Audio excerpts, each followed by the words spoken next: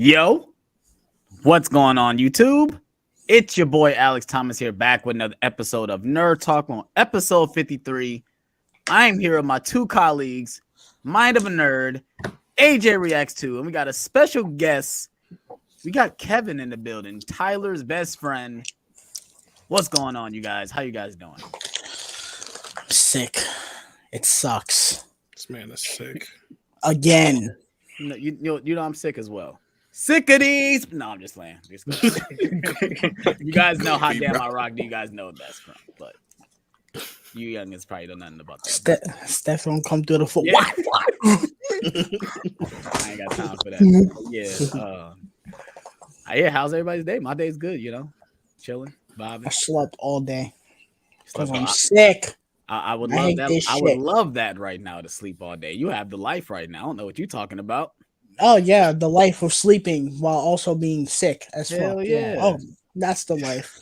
Hell yeah. You can sit down, watch movies all day, play the game all day. Better than what I have to deal with. What's going on, AJ?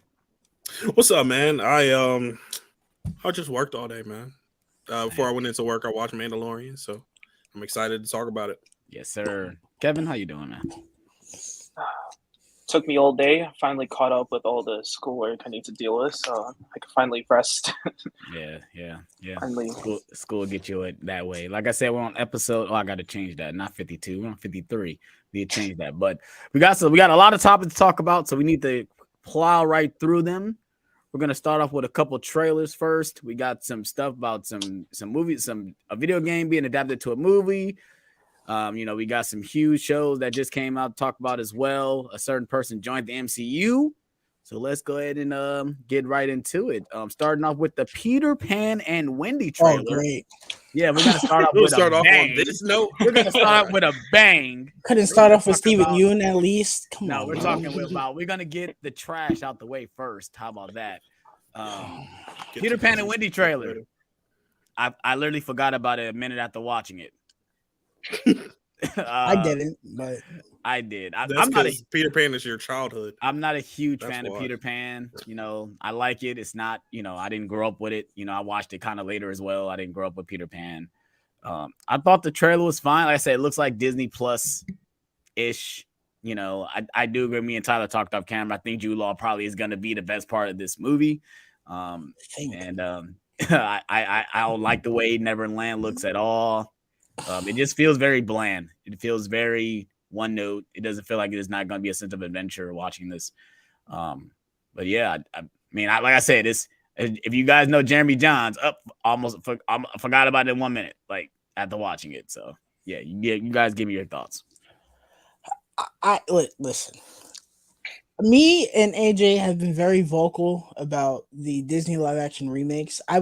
Fun fact for guys who don't know, I ranked all the Disney animated movies way back when. That feels like an eternity ago, but I did do last year, right?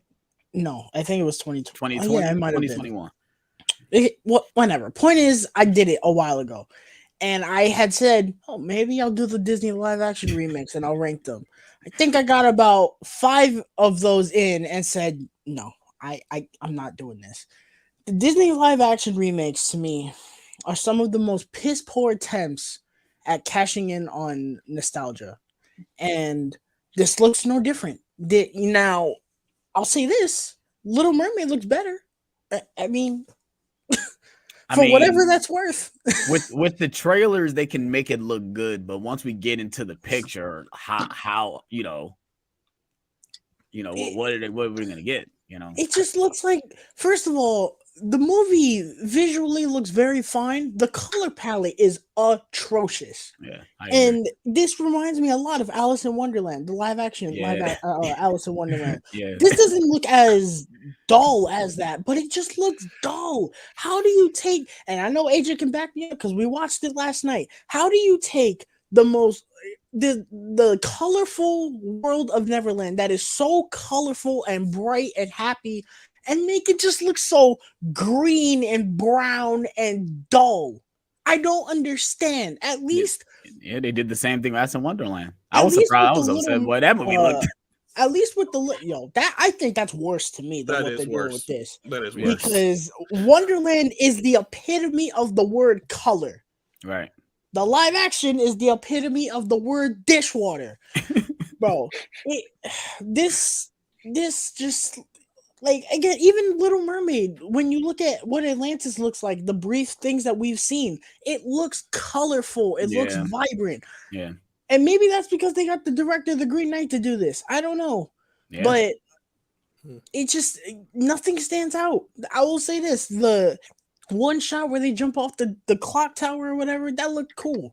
Yeah. I was like, that's cool. And Jude Law, the man can't hurt a fly, and I'd still love him. Jude Law is Jude Law. For sure. He's one of the few reasons why Fantastic Beasts was even tolerable after the first movie. Yeah, I agree.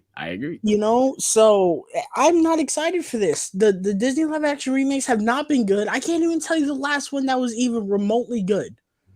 I mean, I enjoyed Aladdin. Aladdin is fine, like very fine. I enjoyed Aladdin. There's parts of that movie I love, and then there's parts of that movie where I'm just like, I want to turn this off. Yeah. Mainly everything after A Whole New World, I want to just shut it off. But before that, what? Jungle Book? Beauty and the Beast. I like Beauty and the Beast. That's really it. Yeah. These remakes are so pointless, and I'm kind of glad that we're at a point where most people are sick of them. Because even the people that like these are like, why are we still getting these? Mm-hmm. People that like love Aladdin and love Lion King for some god reason, you know, even those people are like, why are we still getting these? Yeah.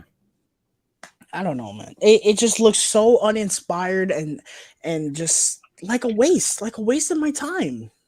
Yeah. You know? Go ahead, AJ. I'm gonna preface this by saying that the majority of Disney animated films, I hadn't watched until my adult years.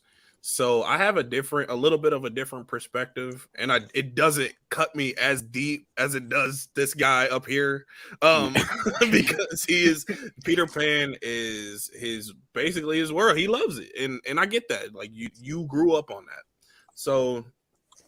But when I saw this trailer, I had some preconceived notions because I had heard some folks talk about it already. But like my actual thoughts about it are, I'm probably not gonna watch this, not because it looks terrible. It just doesn't intrigue me. The tone of the film doesn't look intriguing to me. Like. The tone of the film doesn't look intriguing to me. I watched Peter Pan for the first time last night. And the tone of that movie is like he said, it's happy, it's, you know, they're singing, they're having a good time, it is playful. They have the crocodile and Captain Hook. The stuff with the crocodile and Captain Hook are like some of the funniest Disney content I've seen. So, it's hilarious. So like bringing that to live action, like even though Jude Law looks great as Hook, I just don't feel like they're gonna capture that magic, and it doesn't seem like that from the trailer. Now, visually, I personally like how it looks as far as cinematography, as far as the cinematics of it. Yeah, that looks fine. The color palette, it doesn't really bother me that much because I think when I watched Peter Pan last night, I was like, it's kind of dark. This movie a lot of the scenes, they were like in caves, like in the third act, it's like really dark, you know, in the sky and stuff like that. I was like, it's kind of dark. And then even in the opening, happens at night. So it does have like a darkness to it, but it also does have that color where I get where Tyler's coming from with that. But so it doesn't seem like a movie that personally intrigues me. But I hear that from this guy up here, you know, people that love the movie, the original movie, are not happy with it. So no, that's unfortunate for them. Yeah, Kevin, did you watch the trailer? I saw this trailer. I did about like an hour ago. And I still forgot a lot of the trailer. Yep. I'm in the same boat. I've always been okay with live action remakes. I think that they always had some kind of potential with it. The issue is that Disney just does not care about it. It's Yes. like the most half-assed project I've seen, and this trailer just proves it. I'm just looking at it. Like, there's no sense of adventure, and I get that it's okay to take the darker tone with it, but this story feels like it has no need for a darker tone. Like there are some dark moments, but it's like it happens in every movie. In this trailer, I'm just like, bro, what are we doing here? There's no excitement for this movie. There's nothing for me to say, wow, this looks adventurous. I want to be a part of this world, even though it might be a little fucked up, but I want to be a part of this world. So, just quick and short, this is nothing for me. This is like, yeah, I'll probably watch it, but it's just like, okay, I'm gonna watch it, forget about it, and like the hour after I finish the movie, and we'll be done with that. Yeah, the only time they ever went into like the darker aspects that I've actually liked it was Maleficent. That was one where I was like, there's a lot there. Really good. That's a really good. Well, it's not really a live action remake, but it's like You don't gotta tell AJ, bro. That was really good. The first movie was really good. I love that movie. I think that was a great example of, yes, it's not a remake, but it's essentially a retelling, but it's different. That's the thing that these movies don't fucking understand anymore. They went from, the first couple were different. Now, Cinderella was pretty much the same, which was for the worst because that movie is not as boring, but it's just as boring as the original. But you had Maleficent and Jungle Book. Those two were pretty different while being kind of the same story, and that's what people like. Beauty and the Beast was kind of different, but it had a lot of the same. But then at a point they were just like, why be different when we can just copy and paste it and we'll still make the money that we're making now? And but it's like it's crazy because the box office shows it. Like the Lion King doesn't make $1 billion, then we won't be having this conversation. But the Lion King made $1 billion. Aladdin made $1 billion. It's like, wow, and even like Aladdin had some different points in that movie too. But Aladdin had differences. Lion King had no differences. It was shot they were for made shot. one Shot for for one. shot, There were maybe a couple. Like I think Excuse me. They had that was different, and then I mean, I was just upset they took. If you're gonna do shot for shot remake, why are you taking away certain songs? Like, why the fuck would they take away Scar's song? Like, what the fuck? And then they take away. They have "Can You Feel the Love Tonight" during the day. Yeah. But but it's when it comes to this type of situation, I think about this like Pinocchio. Like, I don't think it needs to be done. Like, certain movies don't need to be remade live action. Like, But Pinocchio, also, they did the opposite. Pinocchio, the original is a very dark movie, and they said we're gonna do the opposite and take all the dark shit out and make it child friendly. Which I don't know why you would do that when the reason that people really like Pinocchio is because of how much it pushed things. Yeah, for sure. That's why I love that movie. Trust me, that shit freaked me out as a kid. I just want to know what you guys think in the comment section below. Have you guys seen this trailer? I see Flash Green said I slept on the trailer, and I can understand why. Like I said, let us know what you thought about in the comment section below. Let's move on to the next topic. It's another trailer that Disney put out. I don't know what the fuck is going on with Disney putting out trailers back to back, but the Haunted Mansion trailer just released as well, and I'm guessing it was supposed to go to Disney Plus. But they switched it and said, fuck it, we're going to put it out in theater. So they must really have some confidence in this movie. But I look at the cast, it's like, why? What isn't this in theater? That's the one thing I thought about. That's why they put it in theaters. Because of the cast, for one. Like, that should be in theaters. I just rewatched the trailer again because I kind of had the same misses. I watched it when I was at work and I wasn't really paying attention because I was at work. So I rewatched it again and I found it charming. I find it charming. I got a couple chuckles out of it. I can't think what's his name. Lakeith Stanfield. Lakeith Stanfield. I think he's a really good actor. I think he's very underrated as an actor. Oh yeah. And everything I've seen him in, he's been good. So I have no doubt he's gonna give a good performance. I mean, the scares look pretty cool. I mean, the visuals look pretty cool. I like the way the mansion looks. I love the color palette of the cinematography. I think all that stuff looks good. But I go back and say, like, what does it have competition on? Because the Eddie Murphy one is a decent movie, but it's not spectacular. So it's like, what do you have to compete with? You just have to be better than that film, and we just have to give us a good time. So As long as they deliver on all that aspects, I'll be fine. You know, I just want to have a good time. I don't expect a masterpiece. So, what are you guys' thoughts? This trailer did absolutely nothing for me. You said that Disney's confident in this movie. I don't think so. I think the only reason they put this in theaters is because of the cast. That I'm gonna be honest.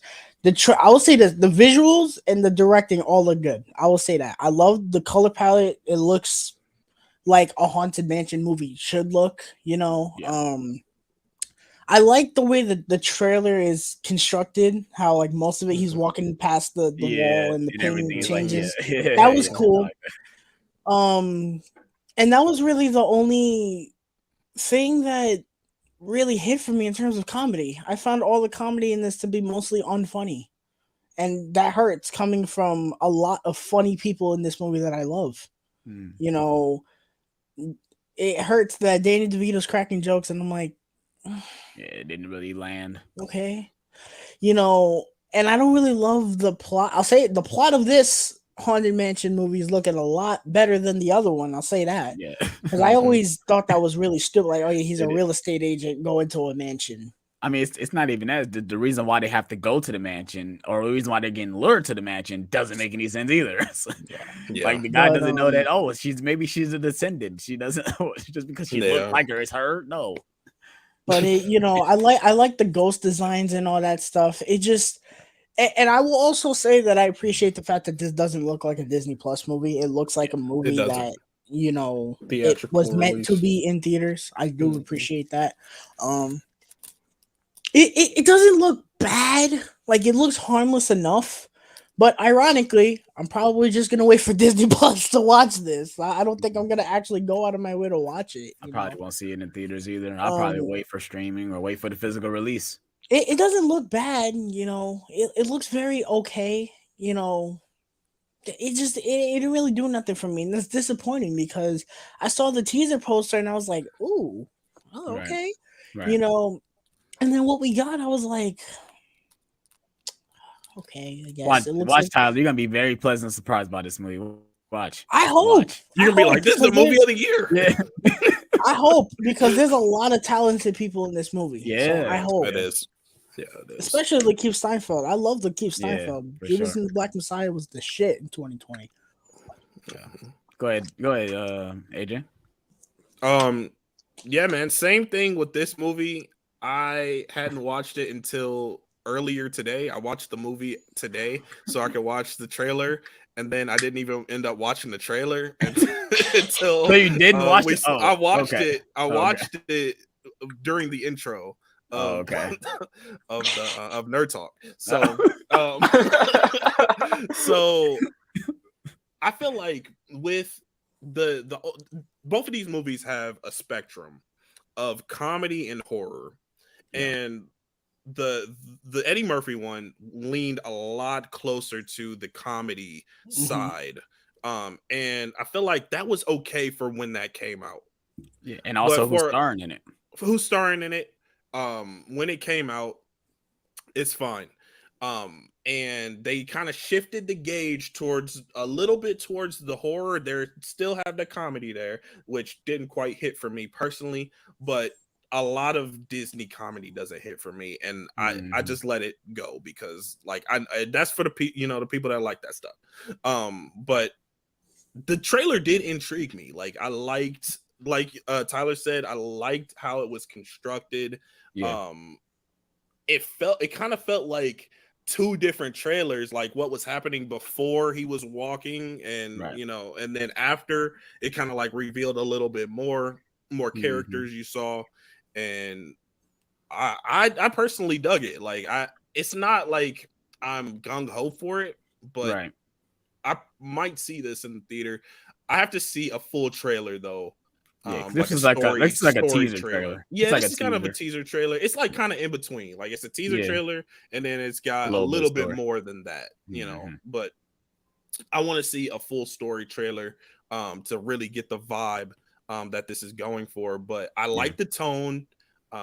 It looks kind of creepy, like the opening shot with the ghost. Like I really like the effects and stuff like that. Towards the end, there was like a car driving and like being demolished by rubble, and I was like, yo, this looks like it's gonna get kind of crazy. So yeah, like it seemed pretty cool. I'll probably see it in the theater, honestly. Okay. Kevin? It's okay. Because this was based off a ride, I decided to watch like a ride through, like a POV shot of. I was gonna ask you, being that you always are at this place like every year, if you ever did it. I didn't get a chance to go last year because it was a long line. It was very hot outside. But I watched the ride through because it's been a while, but I didn't feel like the comedy was needed as much as it was featured in there.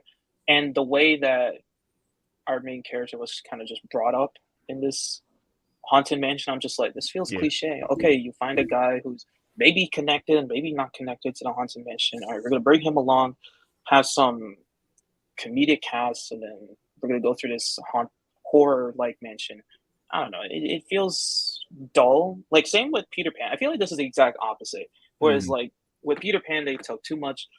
They lean too much into the horror aspect or the darker aspects of it.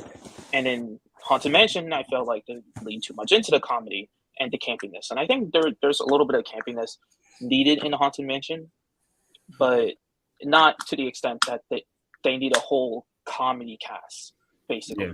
Like, you put this cast in a comedy movie, you think it fits perfectly. But in Haunted Mansion, I don't think that you needed an entire cast full of haunted comedy people. Like, so for me, it's just like, it's there, it's fine. I'll watch it. I think my issue with this is like that.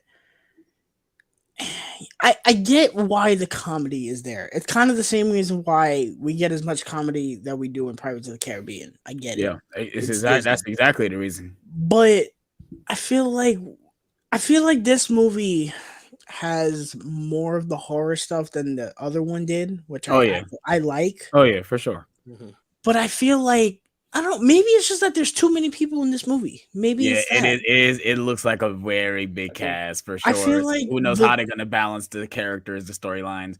In the original Haunted Mansion, there was only like one sequence that was kind of like horror-esque when they went to the tomb to get the key. That's like the only scene that was like, okay, and that's the best part of the movie. That is the best part of the movie. I agree. I like that part. But yeah, I mean, I think because Hunter asked if you think it's gonna be PG-13 or PG. I think it's gonna be PG-13. I think it's gonna be PG. I don't know. I can see it being PG. I think with what the way they, because there were like jump scares in this trailer. Yeah, I'm about to say with the jump scares. Yeah, but it's no gore or it don't need to be gore because even Pirates of the Caribbean didn't really have gore either, but it was still PG-13. All they got to have is scary images and certain themes to be PG-13. That's all they got to have. I hope this is fun. That's all. I hope it's like, I hope it's like Monster House. Monster House is not scary, but it's a fun horror movie it's a fun kids horror movie to watch and enjoy. That's what I want this to be. I hope. Yeah. I do agree what you said earlier about there being too many actors. I think if there was less actors or kind of just like 1, 2, maybe 4 people, it would have been like, all right, it'll be fun. We explored this Haunted Mansion. We'll get a few scares. There'll be a couple laughs. But I think with too many people, there might be a little bit too many of a joke. I anticipate maybe half the cast might be just sent off, doing whatever, and probably being killed off. I don't think they'll be killed in this movie, but off screen. Yeah, off screen. But maybe it'll be fun. But I don't see it being anything special. Yeah. So if you guys have seen this trailer, let me know what you thought about it in the comment section below. If you guys seen Eddie Murphy's Haunted Mansion, let me know what you thought about that in the comment section below. Because that is a remake from, I guess that this will be a remake from that. I guess now you can say that. It's crazy that this movie is being remade. Well, the movie's over 20 years old now, so I guess it makes sense. But it's not, and it's doing the stereotypical, let's change one word of the title to be cool. It's called Haunted Mansion, not The Haunted Mansion. Okay, so it is. It's called Haunted Mansion. I thought it was called The Haunted Mansion. I was like, just call it The Haunted Mansion. Yeah, right. Yeah. Like, why you gotta be like that? It's not a rights thing because you guys own it. So they pulled a Suicide Squad. Yeah, right. bro. Yeah. How do we distinguish this one? The Suicide Squad. Right. So yeah, let's go ahead and move on to our next topic, and that is Dead by Daylight is being adapted by Blumhouse. Blumhouse Yeah. acquired another another title again. Dead by Daylight, I guess, is a video game which I have not played. I guess it's a zombie game, right? If I'm not mistaken, it's a zombie game. It's definitely not a zombie game. I see dead in the title. What do I think? Fucking zombies. But it's like the Friday the 13th game or Evil Dead. There's a killer and you play as the twerps that gotta run away from them. Okay. Basically. Yes, obviously, I've not played it, so I don't know. So I'm Um, gonna let you guys take it away since you guys have played the game and you guys are excited about this. Go ahead, you guys. I'm definitely not excited about this. wait. Oh, I don't know. Tyler was talking about Cameron. He was very excited to talk about it. So I wanted to talk about it in a bad way. I wasn't excited for this. go ahead. Listen, I don't know what's going on with Blumhouse. They apparently want to start adapting video games now. I mean, if They know that's the case, they want that money. if that's the case, whoever's a video game developer, please stop developing horror games because that's the last fucking thing I need. That is the last thing I need is, Dead Space produced by Blumhouse. Jesus Christ. It's coming. I don't need that. This seems like very much up their alley. It's essentially a slasher movie. That's what it is.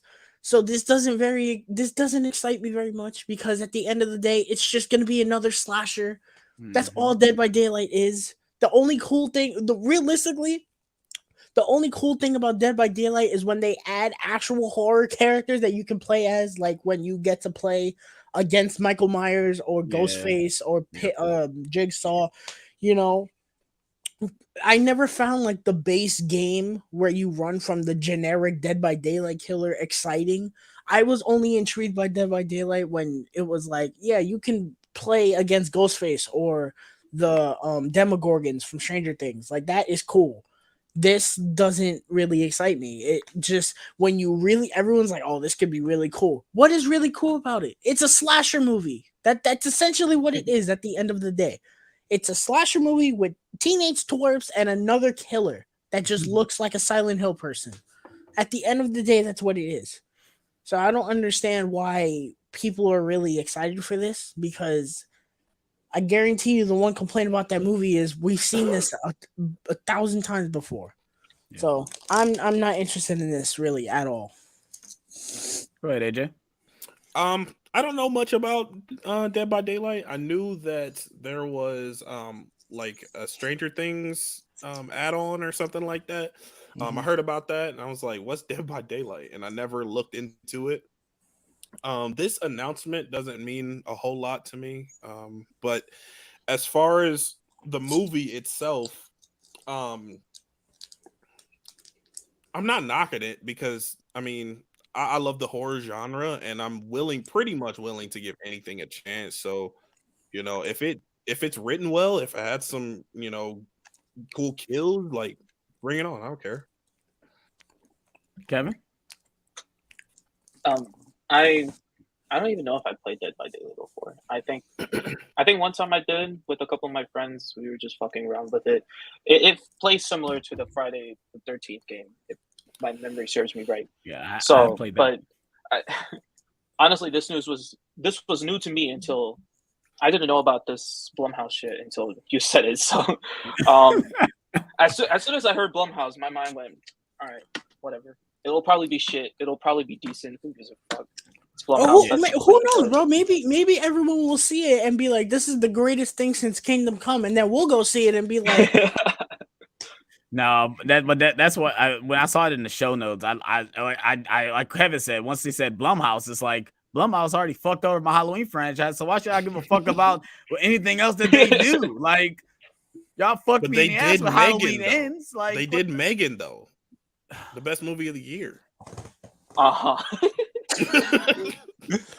can't do a flip. Right. I'll probably kill myself. All right. I thought Megan was okay, but yeah, shit. They did the Black Phone though. Come on now. They did do Black Phone. They did do Black Phone. I didn't even see Black Phone, but Scott Derrickson directed that movie, so I don't think I'm not crediting Blumhouse with that. No, I didn't watch Black Phone yet. and I don't care about Black Phone. I was not looking forward to it because I seen everything in the fucking trailer, so I didn't need to watch the movie. But yeah, so That's true. I'm anything when it says Blumhouse, it's like, bro, I'm just waiting for him to say they're doing a Nightmare on Elm Street. It's like, why? Why are you guys trying to do all these different all these IPs? That's like, coming. God damn, son. I know these movies don't take that much to make, and I know you guys want to, keep the train going because you guys only do a certain amount of, money for your budget, and you guys double it and triple it or whatever. But dude, come on, calm down, Jason Blum. Calm down, bro. Calm down. But yeah, Blum got to get his grubby little hands on everything. I get it. I get it. I mean, I think Becca said the same. Said it best. He's the Thanos of the horror genre, just trying to grab all the fucking IPs. And yeah, Not the Thanos. I mean, it is He what has it is. Saw, Like I right? said, no, he Blumhouse, doesn't. they He got doesn't. Saw, Have, right? no. Oh, Do they have Saw? No, they don't have Saw. I'm not No. surprised. I don't know. I wouldn't be surprised if they get Saw. That's okay. They might It get is Saw. Lionsgate though, so I don't know.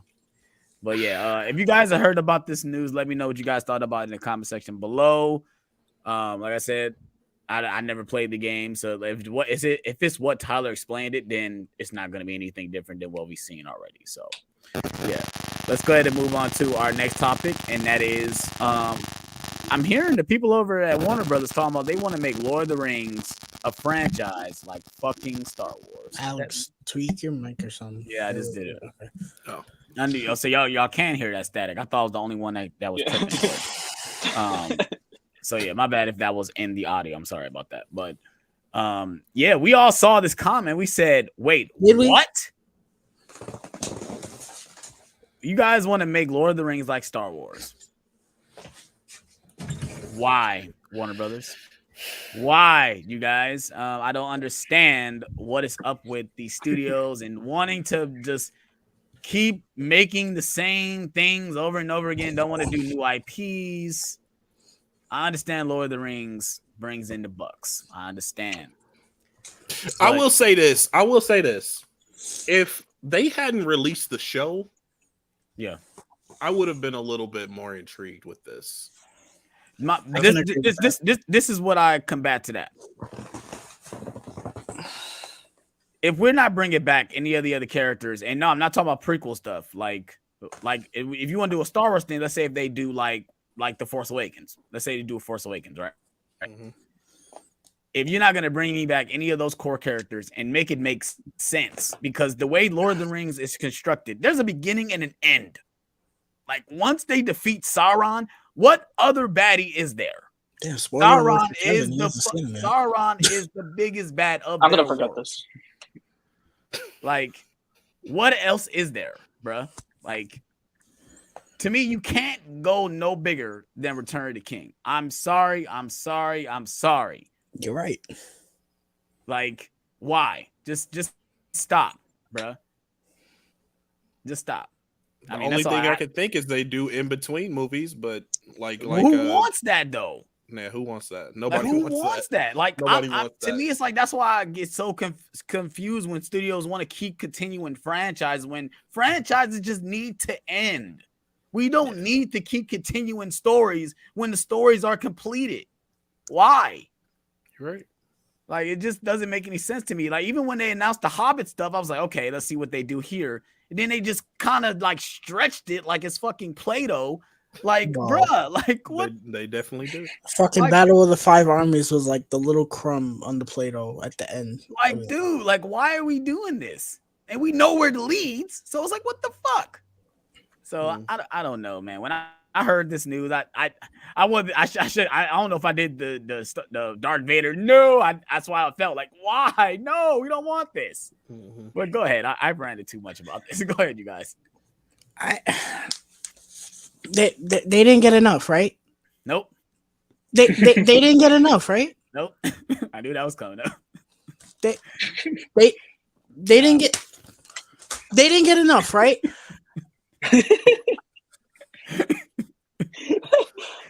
I know, bro. Regretted that shit. It's on my bed. I hate this studio. I fucking hate them. I hate this studio. At this point, if I was Villeneuve, I'd be sitting here saying, Yeah, Dune Part 2. That's it, bro. I'm packing my shit and I'm out. I feel like they're gonna make another Dune. I think Dune should just be 2 parts. I don't think we need 3 parts. But Warner Brothers, I swear to God, they were sitting here. Well, you see, Harry Potter failed. We're done with that. Matrix, nobody like that. We're past that. What else we got? we got Well, left. yeah, we got that. We got that Middle Earth. Peter Jackson's not doing nothing. Yeah, all right. Green light in the trilogy. Come on, let's go.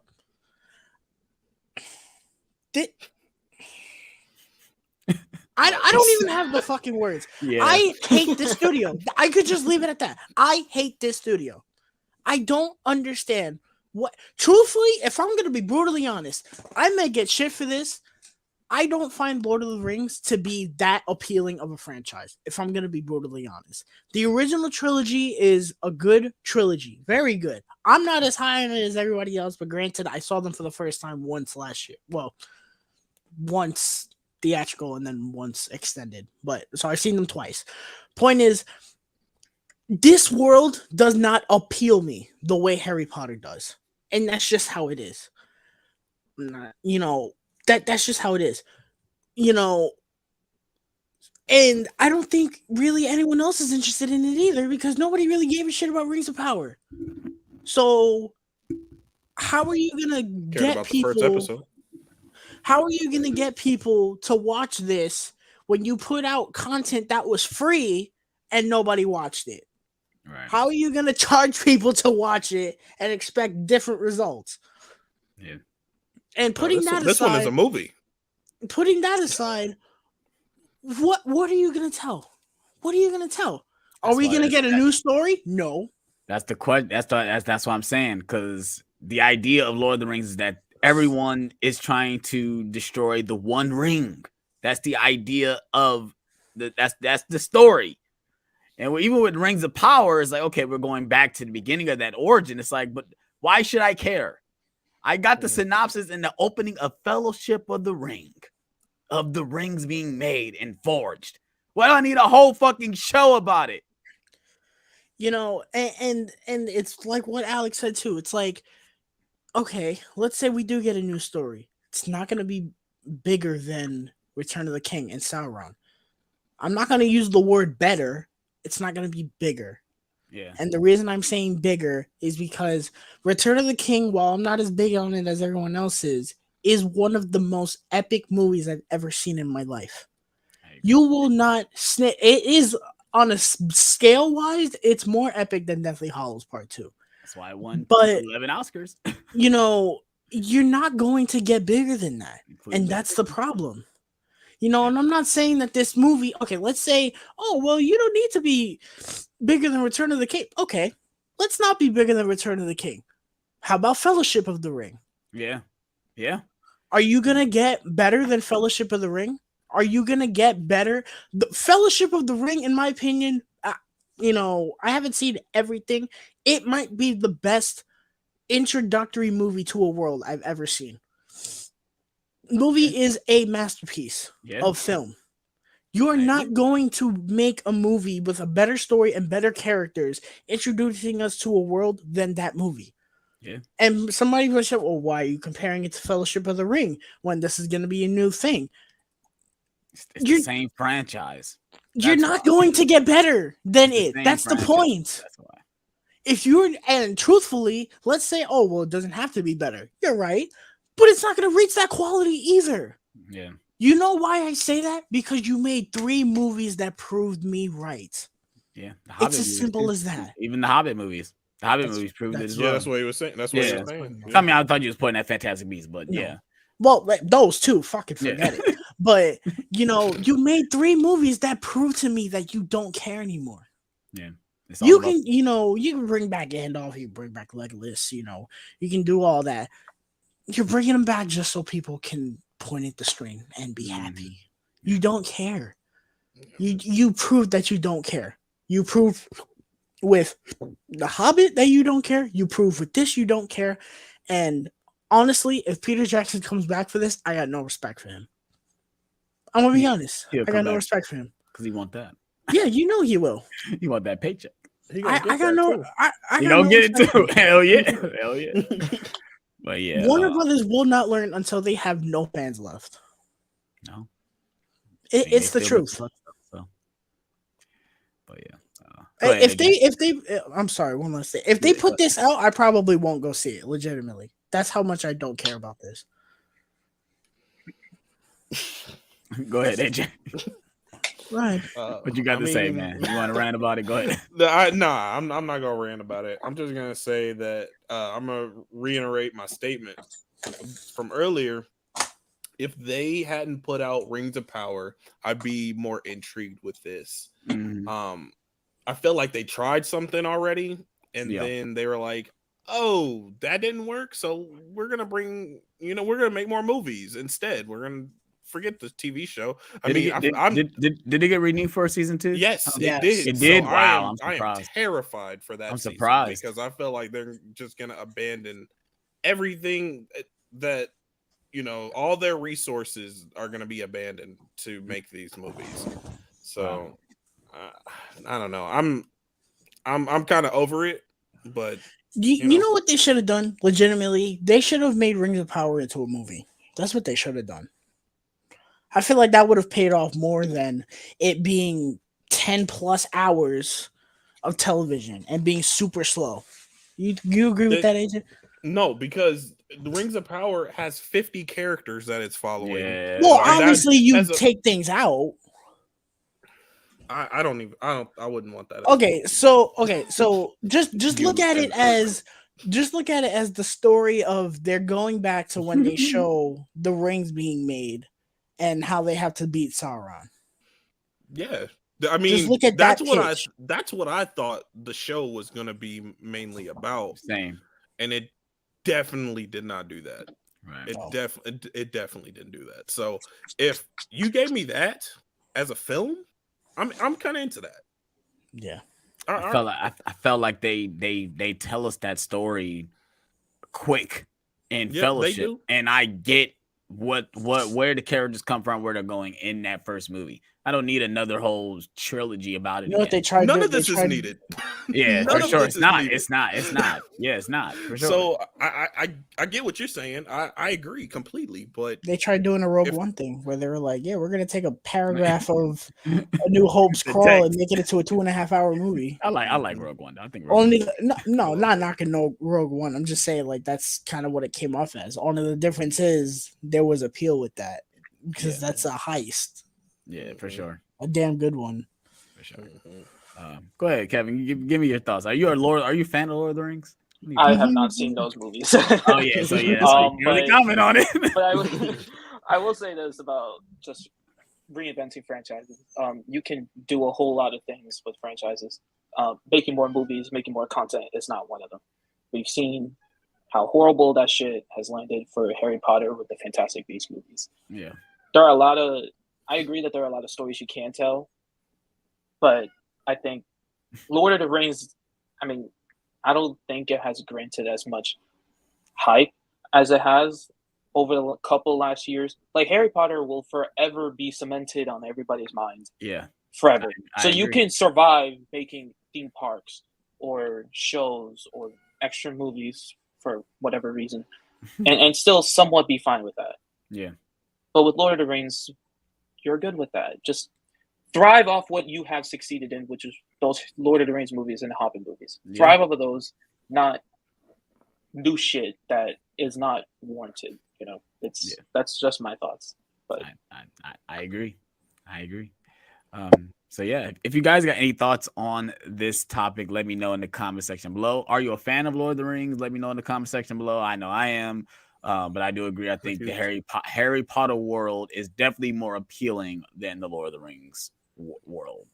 All you gotta say is this: does Lord of the Rings have a theme park? No. They couldn't do that. They couldn't do it. Yes, that's the thing. You know why nobody would? I think the thing is you have to appeal to children. Yeah, I think Lord of the Rings feels more adult than Harry Potter. The thing is obviously because the kids are introduced into Harry Potter is, the first 3 years is the first year, they're kids. Lord of the Rings are more adult, You know, it's more of adult. You know movie, why so. nobody would go to a Lord of the Rings theme park? There'd be so much walking. It's not even funny. Much walking. Also, you couldn't understand the language the whole time. They'd be speaking in Elvish and stuff like that the whole time. I need a translator. You need a translator, right? So yeah. Before we ahead. get off this subject, I do want ahead, to yo. say that I am a huge Lord of the Rings fan. Like I am too. I like Fellowship. the original trilogy a lot. I love the Fellowship. movies. I love all the and movies. Two Towers is good. Return of the Mhm. King is great.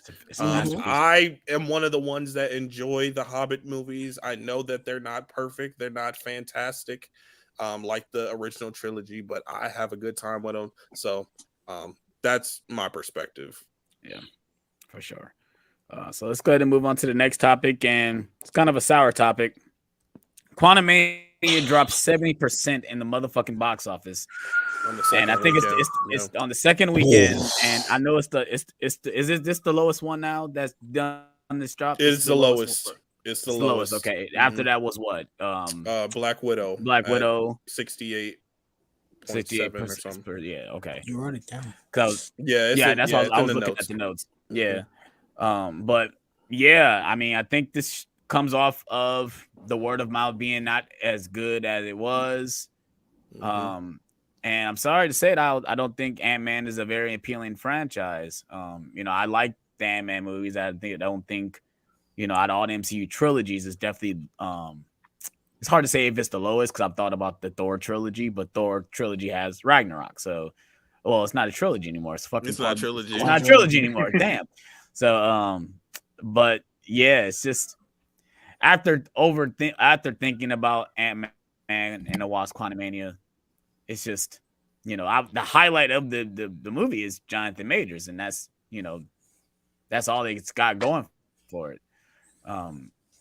So yeah, let me know what you guys thought about this. I just think it's just, you know, is it superhero fatigue? I don't think so, but yes, I just think it as being that the movies just isn't as good as everybody thought it was going to be. I don't think it's superhero fatigue. I just think it's on the movie itself. But let me know what your thoughts. I definitely think it's superhero fatigue. You look at 2021. No. Yes, 2021 and 2022.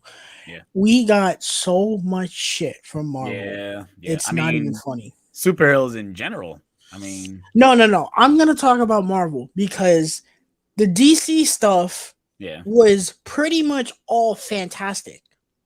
We had Zack Snyder's Justice League, we had the Suicide Squad, the Batman, and the Batman. Yeah. Two of which I think are masterpieces, and one is a damn good one. Yeah. Let's look outside of DC. We had The Boys. You guys absolutely love that. Yes, and sir. We had Invincible too, who I know people here love that too. Yeah. And then we get to Marvel, which is, you know, a lot of it was good. And then She-Hulk. And then and you know, Hawkeye. And you know, there's so much of it. Yeah. That's the problem. Yeah, but we've been saying this. It sucks because we have the shows now. So it's like, and I think we talked about it in another stream, is that you're so happy that they pushed back the Marvels, because it's like everything was so conjointed together. It's like, okay, spread it out, guys. Like, let us breathe for a minute. But okay, I see what you're saying, but even taking away the element of the shows, look at how many movies we got in 2021. Well, it was COVID though. It was COVID though. No, I'm sorry. I'm done. I'm done with the COVID excuse, because they could have easily done what they're doing now. They could have done that in 2021. Oh, but they were gonna lose money. You were losing money already. And truthfully, the movies that came out all before No Way Home were not hits like that anyway, in terms of money.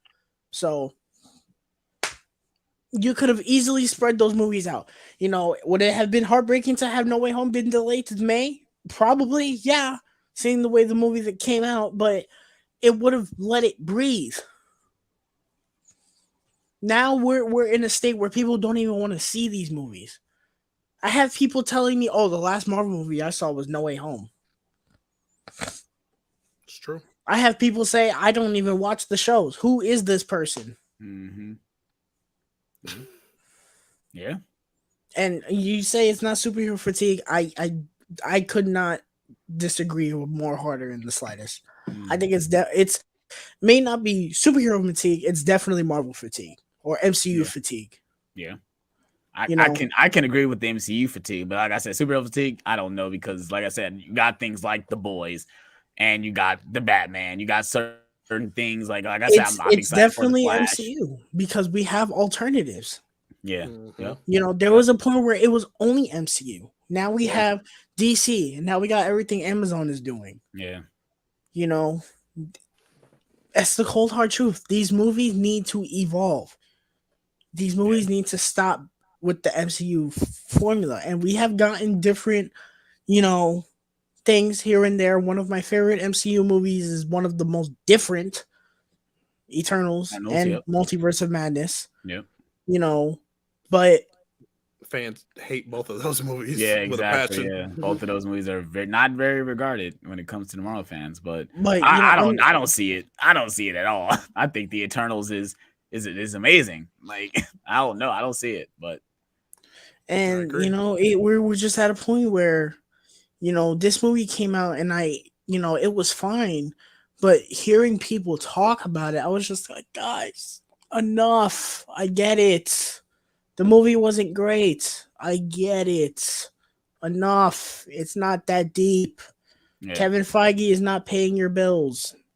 And also it's like is he really losing sleep? Like he has the plan for it out. Okay, the next movie, if this movie doesn't do well, he got Guardians coming up. You know, shit. That one will make its money. Honestly, I think his plan is just fucked right now. With all these delays. I mean, not even that. It's just I was reading articles like, was it a mistake to do the multiverse saga? Like, was it really a mistake for him to do this? Like, should have stopped at the Infinity Saga? Because, like you said, we got. I don't agree with that. I mean, we got people that literally said after Endgame, why do I care about this anymore? Like, Endgame was kind of the perfect bow on a present. It was like, why do I need to keep watching these movies or keep watching the shows and stuff? Go ahead, Kevin. For me, yeah. I think the issue, and I've touched on this in 2021 to Tyler and a couple of my other friends, and I even had that same question when Endgame came out. Who is going to be our new ticket seller for Marvel? Right. You know, for before Endgame, you had Tony Stark, Captain America, right, Thor. Don't matter what else the MCU does, it's always connected to those and the Guardians, to be honest with you. Well, yeah, but they were the cornerstone because they started the phases. They started. I kind of see what Feige was trying to do with Phase 4, because you had the fallout of Endgame is a lot bigger than what people can anticipate, right. And I think the problem with what he did was that he put a little too much new stuff, a little bit too much mourning, and a little bit of here's our secret for Phase 5. There's so much going on. There's no clear direction.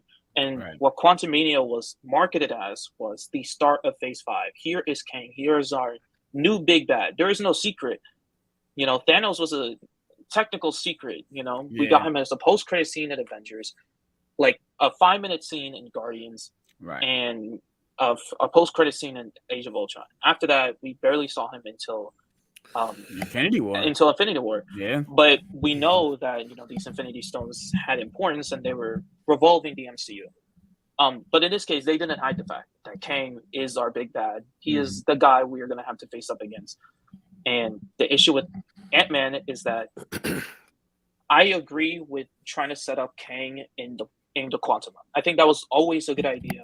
The issue is that they made him the main villain, and that because it's Ant-Man, you have to nerf Kang a little bit and just say, okay, you know, he's not going to be as powerful, and there's some logistics to that. You know, he doesn't have his time ball, whatever the fuck it is. You know, there's some logistical things to nerf him, but it's like you don't need to nerf him to make him a big threat, right? Or you can find other ways. I think what would have been a better idea, and because you had Darren Cross back as MODOK, ironically, I probably would have made him the villain and have Kang as like this overseer, this guy who's a big threat in the Quantum Realm. he's there, he's out there somewhere.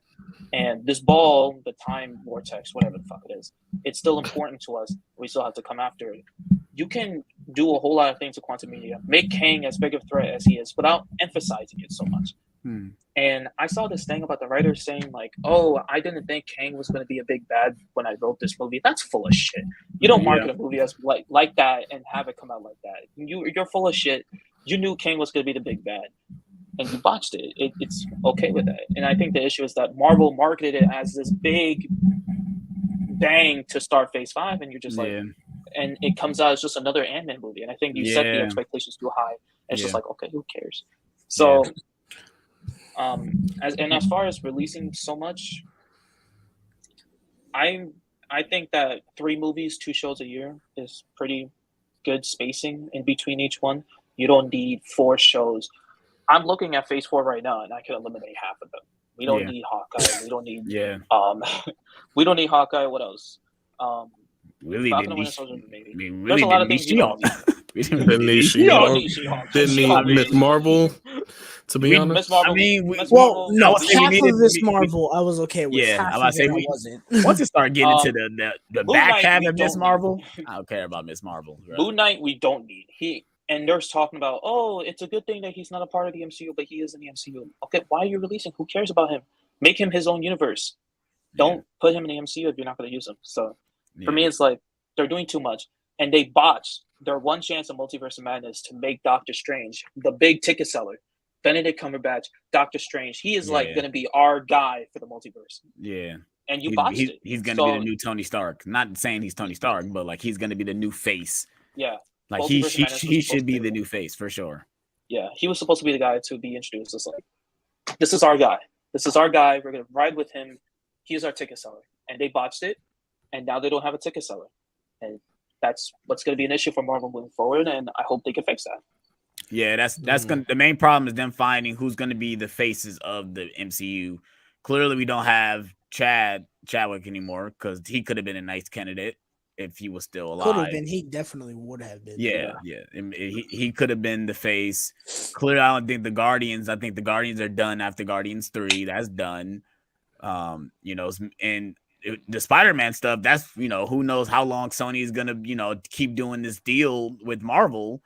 Because obviously he could be the face as well, but it's like, I think their next best chance is going to be Captain America 4.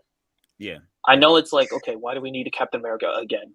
But he's our next go at it. I think they're gonna have to push Captain America 4 as like, we're gonna have to push Anthony Mackie as our ticket seller. We're gonna have to make him like the GOAT Captain America. You can't go back with Captain America. If they do, shit.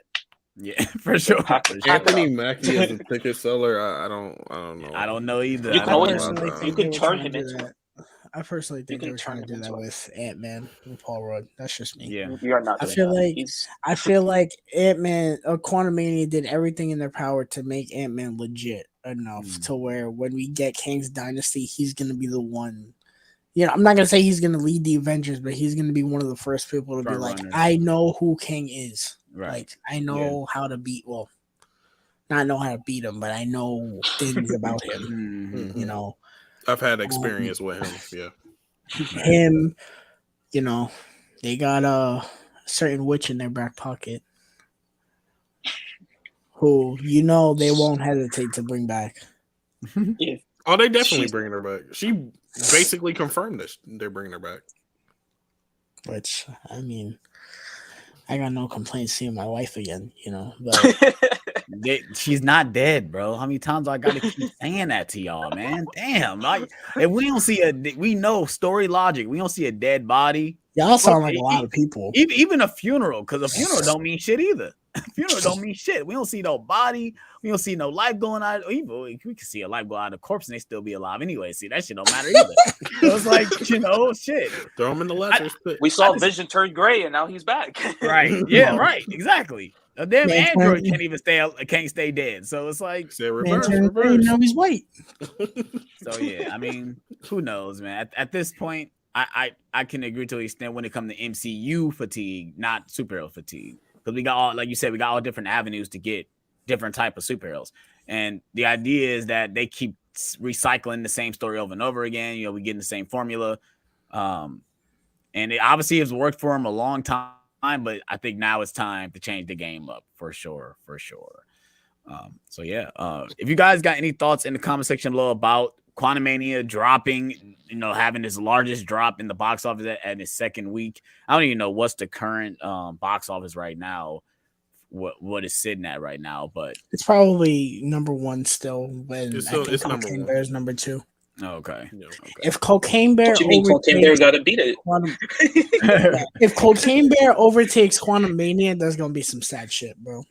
It's not gonna overtake Quantumania, bro. I just don't think that's happening. It's Marvel stuff at the end of the day.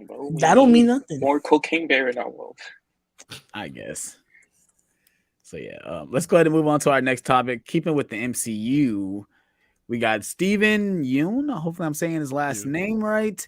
He's joined the MCU. He has been. Is it been confirmed? Because I've seen people say it's rumored that he's been cast in Thunderbolts, but has it been confirmed that he's wasn't casted? It in some big name article?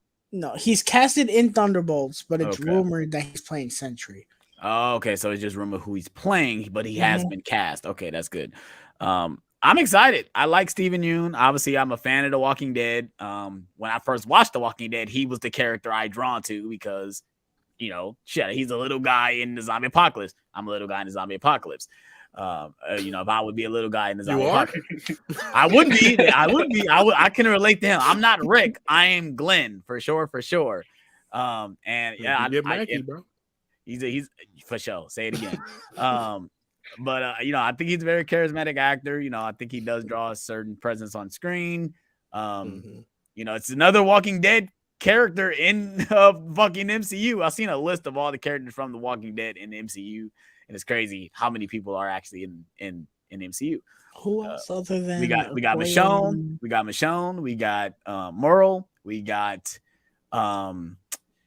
I forgot they showed one of the characters from season 10 or 11 that's running one of the places. He plays one of the Thanos' children. He's CGI though, so you wouldn't know it's him. But they just had this whole list of Walking Dead actors that's in the MCU. Well, I need is Jeffrey Dean Morgan in the MCU. That's what Jeffrey Dean Morgan. Yeah, I'll definitely take that for sure. Andrew Lincoln. Andrew Lincoln. I don't know who he would play. Right. That would be interesting. Jeffrey D. Morgan would definitely do it before Andrew Lincoln. Yeah. He's done. I don't know what Andrew Lincoln's doing right now, though. They're Walking Dead shows. Walking Dead. They doing. He's back as Walking Dead. He's doing a spinoff with Michonne. Yeah. Is that legit? That's legit. It started shooting. They have a photo of them holding hands. That's the point of the series finale. It was to set up 18 different spinoffs. I didn't watch the finale yet. Yeah, bro. There's like 3 different spinoffs. I didn't watch the last 3 seasons. Spoiler alert. If you guys haven't watched the last season, it teases that Michonne is out looking for Rick. Well, that was actually teased earlier in the season where she left. 9. Yeah, she left the show. She left the show because she was looking for Rick, and we finally go back to that point. You know how long you're dragging a show for so many characters to leave?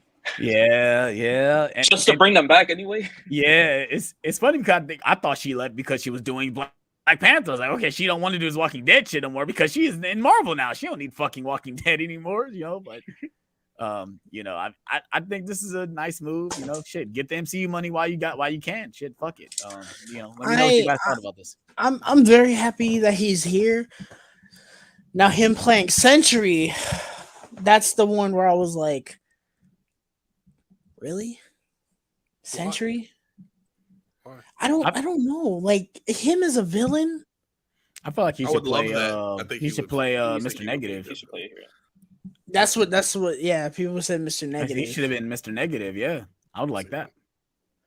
But I was like, a villain? Really? I can't see that at all. I see him as like, I don't know. We said we ain't think Michael B. Jordan was gonna be a decent villain. Actually, I didn't think he was gonna be a decent villain, and he fucking surprised the hell out of me. So I didn't think he was not gonna be good. I was like, yeah, he's gonna be dope. The trailers did not sell me. I thought he was phony, a little bit phony in his lines, but it was just the context of the trailer. But I don't know, man. I just hearing that he's gonna be a villain, if it's true, it kind of makes me sad. I want him to be an Avenger. Yeah. I mean, it's all right. Maybe he just wanted to sign on for one thing, and that was it. Like he didn't. No, that's not true. I heard his role is gonna be important, like big. Oh, okay. Well, maybe he's gonna be good then. Shit, I don't know. Maybe he'll start off. I mean, I'm not debating he's not gonna be good, but it's just, I don't know. That's a very weird thing to me. I want to root for him. Yeah, I do too, for sure. For sure, I agree. I'm gonna be rooting for him no matter what. I don't even care. Yeah. I don't even care. I was rooting for Thanos a little bit, just a little bit. A little bit. Just a little I was definitely rooting for Thanos. I was like, man, maybe he right, man. He right. There's too many motherfuckers on this planet. Shit. But yeah, Steven Yeun. I love the guy, man. Voice of Invincible, Walking Dead. He was in Nope, Mayhem. Just I pretty much every role that he's taken, I've enjoyed seeing him in that role. So even the little 10 seconds he was in Space Jam New Legacy, like, oh, look at Stevie Young. I did not see Space Jam New Legacy, but I'm sure I would have liked him in that too. It was in the when they were marketing him to do when he was in the marketing meeting with LeBron James. He's in that with. Is that? I haven't seen that movie since. Yeah, I was like, oh, look at Glenn. I said, look at Glenn. I feel like I say that whenever I see him. Yeah, it's like it's Glenn. Look at Glenn. Bro. Even when he's gonna be, if he's Century, I'll be like, look at Glenn. Yeah, right. For sure. I think it would be very interesting to see him as a villain. I have yet to see like kind of a dark side to him. Right. His roles. He's always playing the good guy. And Mayhem, you would think he would go to Mayhem. He was like on that line, that edge. He was he was on that line. But yeah, like I think it would be very interesting to see him as a villain, especially MCU villain. Yeah. And if he's like, I can see his character being like, they don't know that he's a villain, and he's kind of like, cool with him until he turns and snaps on him. I could see that, and I would love that. So I don't know. I like this news. I really do. Sure. Kevin? I like Steven Yeun. I really enjoyed him. I was a huge fan of The Walking Dead back when it was good. And Glenn was he was one of my favorite characters. I absolutely loved him. And, seeing him get an opportunity to join the MCU, I think it's going to be really good. And also to clarify on what his role is, they don't say who he's playing, but they said he's going to be a significant part of the future films of the MCU. That was in the same Deadline article when he was announced. And if that's the case, then I'm all for it. I don't care if he's villain or hero. I think being able to know that he's going to be important in the MCU, or at least important enough to have multiple appearances in the MCU, I think that's always good, because he's a big face and for people to follow. He was a beloved character in the TV show. Right. He's been in a bunch of other really good films. So I think that, for Steven Yeun to join Marvel, I enjoy it. If he's a villain, I'll root for him. I don't give a shit. Yeah. Man, it's not like the Thunderbolts. Not like the Thunderbolts are any interesting for me anyway. Right, right. They're all like vigilantes, right? At the end of the day. Yeah. How sad is it going to be if Steven Yeun has a more significant role in the MCU than fucking Ethan Hawke, bro? That's to be a little upsetting, but it's crazy. Ethan Hawke, and he's in Moon Knight. Oh, he's the villain in Moon Knight. That's fucked up. Ethan Hawke is in the MCU. Yeah. Well, they say Moon Knight's not in MCU, so maybe he's not. He's gonna come back and play another character. He's gonna be like, what's her name from Captain Marvel. Not Captain Marvel. Luke Cage. Like Luke Cage, I can't think of her name, but the actress, she was in that show. And then she showed up in Civil War, and I'm like, oh. Like, so she's not that character from fucking. It's about to be Josh Brolin with him in the Cable. Yeah. That has to be a joke, man. And since now that Deadpool's in MCU, it's like, man, I known Josh Brolin as this character and this character, like how they look the same. They're gonna show a picture of Thanos. It's like, wait a minute, I recognize you. I feel like they made that joke in Deadpool too. Did they not? They probably did. They did. He calls him Thanos in that movie. Oh, okay. I haven't seen that in a while. I need to rewatch Deadpool too. But Yeah. If you guys have heard this news, let me know what you guys thought about it in the comment section below. Are you a fan of his? Let me know. Have you seen The Walking Dead? Have you seen anything that he's been in? Let me know in the comment section below. And let's move on to one of our main topics of the day, and that is Mandalorian Season 3, Episode 1, called The Apostle. That's what the episode's called, right? And this episode was fucking dope. This episode was fucking dope. I need a Mandalorian Funko Pop. Them bitches are very hard to find. They're not. I want Mando. There's a Pacific Mandalorian one I want, but I think it's probably an exclusive though. That's probably why. But I thought this episode was fucking dope. Pedro Pascal again killing it. Like he has two of the big shows going on at the same time. And we're talking about them both today. Back to back though. Back to back. And it's fun. I'm kind of hearing his voice. I'm like, I hear you, Pedro. I hear you underneath that mask. I hear your voice. Don't sound like Joel. But yeah, I thought the episode was freaking dope. I love the way it's constructed. Every time they show Grogu, I just smile and chuckle every time. Every little cool, every just movement. He's in the chair, fucking spinning. I'm like, look at Grogu, man. They know exactly what they're doing. Like, man, bro, they just want you to go every time. And it's so cute, bro. Like the scene where they're in hyperspace and he's looking at, I don't know if those like creatures like going the same speed or whatever. He gets scared. He's like, oh, no, I need to go in front with Mando because I'm getting a little freaked out here. Like those little So things, apparently that was an Easter egg to Ezra from Rebels somehow. I saw that all over Twitter. People were like, "Oh, Ezra's coming," and they kept showing like screenshots from Rebels where those things are there around Ezra. I don't know. To my understanding, Ezra's showing up in the Ahsoka show. I pray to Jesus that happens because they've been teasing that for forever. Yeah, Ezra is the main character of Rebels. Yeah. Okay. This episode was dope. Good stuff.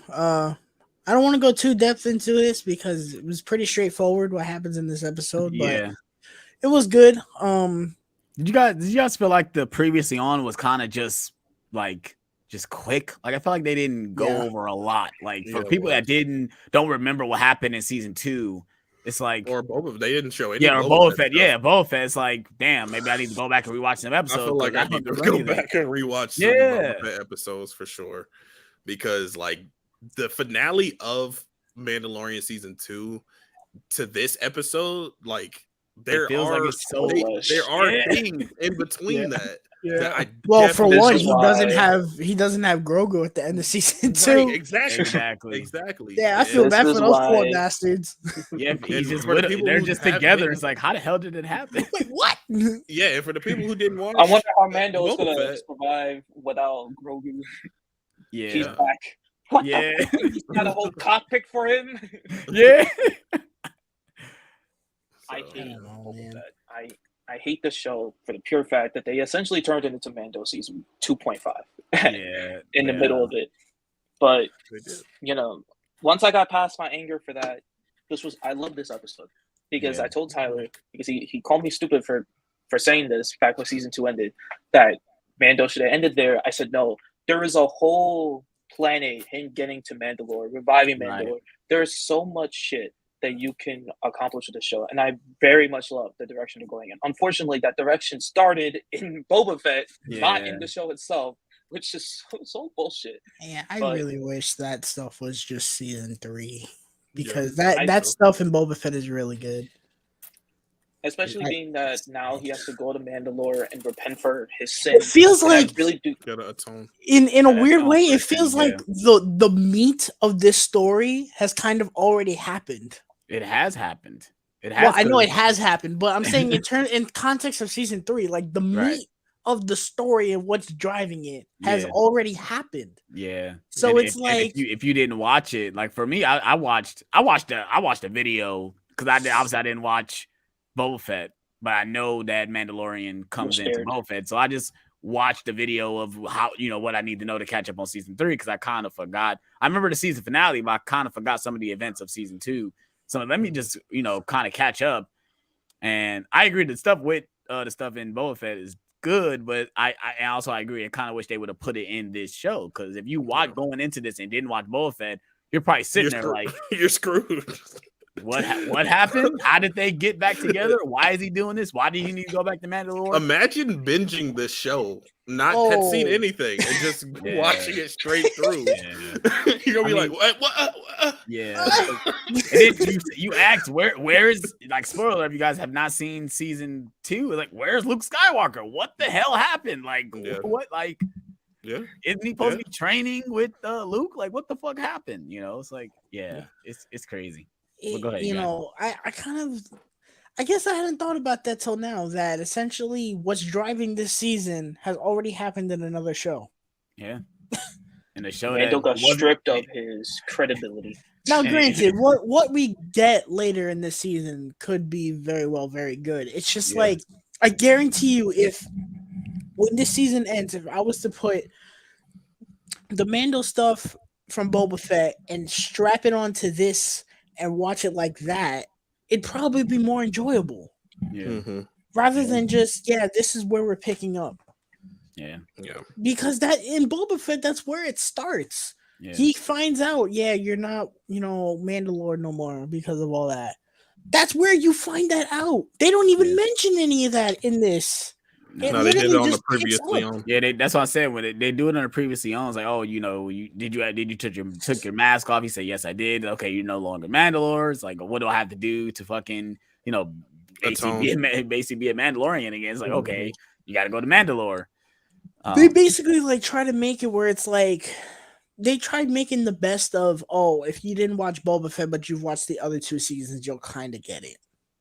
I don't think so. I don't think so. I think what they're trying to do is like, you need to go watch Boba Fett. Yeah, because you have watch our show. You have to make sense of why. For one, how did Grogu and Mandalorian get back together? Because you don't even need to watch Boba Fett like the entire show. Just watch those episodes. Yeah, just watch the episodes. Well, no, I argue that you would, and I'm not saying it for the reasons that you think. I'm saying that because you're gonna watch the Mandalorian episodes, and one of the Mandalorian episodes is the finale. Like, a lot of the Mando stuff is in that finale. But so then you'll be watching a finale to a show you didn't watch really any of. So then you'll have to go back and watch the other episodes. Let's be real. Let's be real. If I'm going to be honest, the bulk of Boba Fett's story is just the fact that he has beef with some fucking pirate, with some fucking establishment. You can live without watching the first 4. They're set up for Boba Fett that doesn't even transpire until the end. And at the end, you're just like, oh, yeah, I remember you had beef with somebody. Yeah. You got to kick his ass. Yeah. Shit, I forgot. To go. You killed somebody we care about. Fuck. Shit, he sounds like he remembers more of it than I do. I'll tell you. Yeah, he definitely does. I don't remember none of it. Does. Some of that stuff I said. I don't need to remember a large bulk of the freaking season. All I know is that Boba Fett, because I really, contrary to what many people said when it was airing, I liked the first 4 episodes of Boba Fett. So did I. I really did like what they were setting up, his backstory and everything. Then they switched up to Mando. And I was like, okay, whatever, set up Mando, whatever, that's fine. And then they continued, and they forgot about Boba Fett. And they turned Boba Fett into a side character of his own show in episode 6. That shit had me down, bro. I always say that. I love the first 2 episodes of that show. And then they want to fucking essentially kill off his origin by killing the Sand People. And then I was like, what? And then we get the Mando stuff, and I was like, "Well, okay, whatever." But yeah, this episode I thought was good. I like the opening of, you see, like, they're doing an initiation. I guess getting a child being put into the clan. We saw a few kids. Yeah, you see a few kids in there, but we actually see him become one. And they get attacked by like this giant like alligator beast thing, and they all try to. I thought that was a flashback of like Mando being. I brought into the crew. I thought it was a flashback too. I did. When they showed up, I was like, oh. Yeah, I guess a lot of people thought that. Yeah, I didn't. I was like, oh, who's this kid? I'll say this: if I was being, I guess, inducted into Mandalore, and I saw the helmet they were about to give me, I'd be like, bro, I don't want this, bro. That helmet was Keep terrible. that Mandalorian. That helmet was terrible, Cheap bro. ass. Yeah, it did I'm look sorry, cheap. bro. It did look cheap though. That did look cheap. Went to First of Party all, I was City. like, what the hell are these colors, bro? Look like some Yeah. Party City ass. Yeah. I was like, bro, I don't want this. I'll run around with no helmet rather than you giving me that You crap. can't be a Mandalorian without Yeah. no helmet, bro. I'll wrap my head yeah. in bandages or something. It's so funny when she start putting the mask on. I'm like, it's not gonna fit on his head. That hole looked too small to fit on his head, Yeah. and then it goes right on. I'm like, bro, there's no way. But I thought the scene was dope. You know, them attacking the thing, and obviously they can't do it. So Mando got to come in and be the hero and take it out. And I guess he tried to ask, okay, like, I guess he found some crystal or whatever. Like, okay, this shows that this exists. And she was like, okay, well, if you can make it there, this is the way. Shit, you can come back if you actually do this. If you go to fucking Mandalorian, bathe in the waters of in the mines or whatever, some mythical shit that people really don't believe or they do believe. Star Wars shit, right? And I thought that stuff was cool. He goes back to I can't think of the character's name, but fucking Cargo. Yeah. I guess did y'all hear they bring up what's her name and they say, oh, she's doing something else? Yeah, they kind of like show why she's not in the show. I like that because like they say she's still alive, you know, kind of put that character with a bow and then that's it. That's done. Like, listen, I like John Favreau was better than me. With all the bullshit that went down, I would have killed their ass off, bro. I'm surprised they didn't, but make a fool out of me, and then I think the reason why they didn't because they can always. To me, they always can recast and bring her back. That's why they probably didn't kill her. I'm surprised they didn't do that either. I hope they don't recast that character. They will recast because they're not bringing her back. I just hope they don't bring her back. They don't need to bring that. They don't need to bring that character back at all. Yeah, for sure. I just find it hilarious that I find it genuinely hilarious they were gonna give this woman her own show, and then she made a fool out of herself, bro. Yeah, she was about to get paid. She fumbled the bag. She do that. She was about to get paid. She was about to get a nice big paycheck. She was about to get a nice big paycheck with some Mickey Mouse ears on it, and she fucked it up, bro. Yeah, for sure. Especially with the way that Disney spent their money on Disney Plus shit, bro. I would have paid that cash coming from that show. The mouse was about to pay her well. Yeah, for sure. They mentioned Moff Gideon as well. Yeah, they did, which I was very upset about because I was like, "Where's he? I want him." Yeah. Which I think he's still gonna show up in this season. He probably will come back. I don't know. I am afraid that with Grogu. I am afraid that with Grogu, they're gonna, because I think that what they showed with Luke and yes, I'm still gonna rant about the show, but they showed with Grogu and Boba Fett. I think that could have been a really. I genuinely think that would have been a really good arc for Grogu in season 3 because I think that because of the kind of attention that Grogu sells, you're gonna need to bring him back with Mando at some point. But I think that would have been a really good arc to have throughout the show, like him, do I want to be a Jedi? Do I want to be a Mandalorian? I think that would have been a really good test for him. And now I'm afraid he's just going to turn into like just whatever. He's just like he's there. He's cute. He's going to have funny scenes. I'm going to enjoy him, but it's just saying that off screen. That's I think that's the reason though. I think they know that. For one, he's gonna sell a lot of toys. They know, like that's the stuffed animal seller right there. Like all we gotta do is make a whole bunch of Grogu stuffed animals. It's gonna fucking make money. I get that. Like you need that in a franchise like this. But I wish they made the character more significant than just selling toys. I want him to be important to this story. The first 2 seasons he was right. Now this season I feel like it feels this like one he's just kind of a prop. Yeah, he is a prop. They literally toss him like a prop. He's funny. They did toss him. Catch him. They did toss him though. I was like, oh. The little robot tried to kill him like the Terminator. I am interested that he knows more about the Force now and he knows how to use it. Like, actually know how to use it. So I am excited for some scenes to spin his chair around. Yeah, he was spinning his chair. I thought that was cute. It was cute. The part that got me is one of the little things we're trying to work on the droid, He started squeezing them. He tried to grab him. He's like, no, you don't do that. No, don't do that. He's like, stop, Grogu, stop. He kept trying to do it. Oh, so, but did y'all catch the one-liner in this episode? It was like a little cringe to me. Wait, what? Like when the droid came alive in Karga's office and they were trying to shoot it, and then the 3PO unit like smashed it with the bus. You talking about way to use your head? He said way that was I laughed so hard, bro. That was pretty cringe though. I was like, that was funny, but it was one that don't sound like a Star Wars line. That sounds like a line you would say in real life. Like I was like, it was funny, but I was like, that was dumb. John Favreau wrote that line. Yeah, John Favreau line feels a very John Favreau-ish. So I want to move a little bit because Last of Us is also huge. Yeah. Basically, he goes to Carl Weathers and he's like, "Oh, I need to find Mandalore." So the droid tells him, "Oh, we need this piece. That way you can." It's basically MacGuffin on top of MacGuffin on top of MacGuffin. Yeah, he's like, "Oh yeah, I need this droid to go to Mandalore." Well, you need this piece to get this droid to go to Mandalore. And he's like, "Oh, okay. So where am I going?" So then he's like, "I'll go to this place and you'll find it." That's the one thing that kind of bugged me about this episode. This episode was a lot of, "Oh, you need to go to this place," and then he finds out, "No, you need to go to this place. You need to go to this place." I would have been like, "Bro, just tell me where's the last place I need to go." Right. Instead of sending me to all these damn places. I feel the exact same way.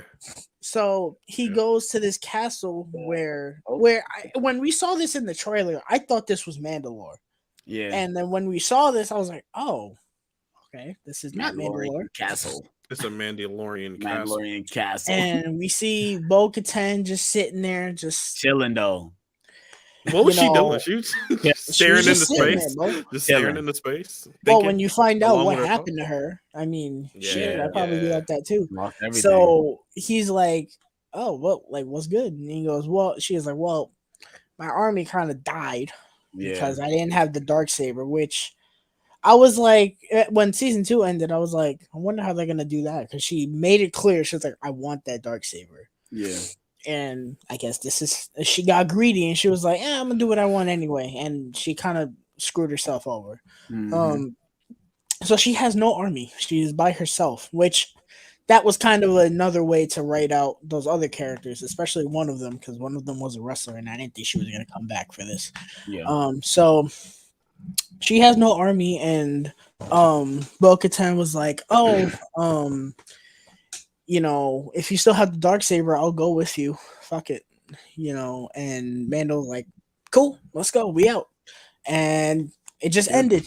I thought she didn't go. She said no. I mean, she don't care. She don't care about Mandalore because it's a fucked up planet. It's fucked up. Why should I go? And he said, "I'm gonna do it anyway because I need to repent for my sins." She said, "All right, be my guest." So you really don't have to do that, but okay. Right. That's basically what she was saying. I love that she says you're a fool. Like you're an idiot. You're dumb. He's like, "All right, bro, let's go. I'm out." And it ended, and I was like, Next week. Next week. Well, we talked about the when he was getting chased by the pirates. The pirates, that felt filler. It was filler, yeah. It felt filler. I mean, I thought it was a dope sequence. It was a cool sequence. It was a Star Wars sequence. That's what I liked about it. I love the space stuff. My man's could have walked out with his like Swamp Thing. The pirate, he was like Davy Jones / Swamp Thing. He could, bro. My man's could have walked out with his entire crew. He had to open his mouth, bro. Yeah, he was like, "I'm gonna let you go." He's like, "But what?" Pew, pew, pew, pew, pew. Oh. Now you're by yourself. You fucked up. Your own man called your all man. Your man to die. That's all it was. All you gotta do is go run away. That's it. All in all, Mando episode 1. We're off to the running. Good stuff. Very excited to where we go. For sure. That's pretty much it. I want more from Grogu. I'll say that. Yeah, for sure. Let's see if he's gonna hold a saber in this season. But yeah, so It's if gonna be you like guys that.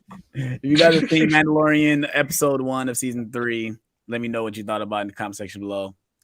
I really enjoyed it. So yeah, let's go ahead and move on to our final topic of the day, and that is Last of Us episode 7, the Left Behind episode. If you guys have not played the Left Behind DLC, you guys have no idea what the fuck this is. I definitely recommend playing it. It's a nice little DLC. Basically, this episode about Ellie, remembering her moments with Riley, and she's obviously stressed out because Joel just got hurt, and she's going through it. And I guess it kind of reminds her about her losing Riley, so that's what makes her think about it. And I think it's a really good episode. I think they really depicted the Left Behind stuff really well. I did not think that was going to go as far as the mask, because even the mask looked exactly like how the game looks. Yeah, I thought it was a really good episode. Yeah, I really like the performances. I think Bella Ramsey is just still killing it as Ellie, like she has been in the last couple episodes. So yeah, let me know what you guys thought about it. I like this episode. I've been in the minority with the past 2 episodes. A lot of people have loved them. I was like, last week and this week's episode, I was like, they were good, but they were on the lesser of the episodes to me. But I really like this episode. It started off to me. I saw a lot of people saying this episode felt like filler, and I mean, I don't agree with all of that. Some of it I agree with. Like the beginning part, I was like, I'm not really feeling this, to be honest. You're talking about when she got into the fight and having a conversation with the guy and all this crap. Yeah, and it wasn't that it was bad. I was just like, this is kind of fine, I guess. And then it got better as it went along. Definitely got better. When it ended, I was like, all right, that's the Last of Us I know. Right. But I don't know. It was really good. The performances are probably the best thing about it. Storm Reed, once again, I'm telling you, bro, someone to keep your eye on, especially after missing. Or she was really good as Riley, for sure. Definitely.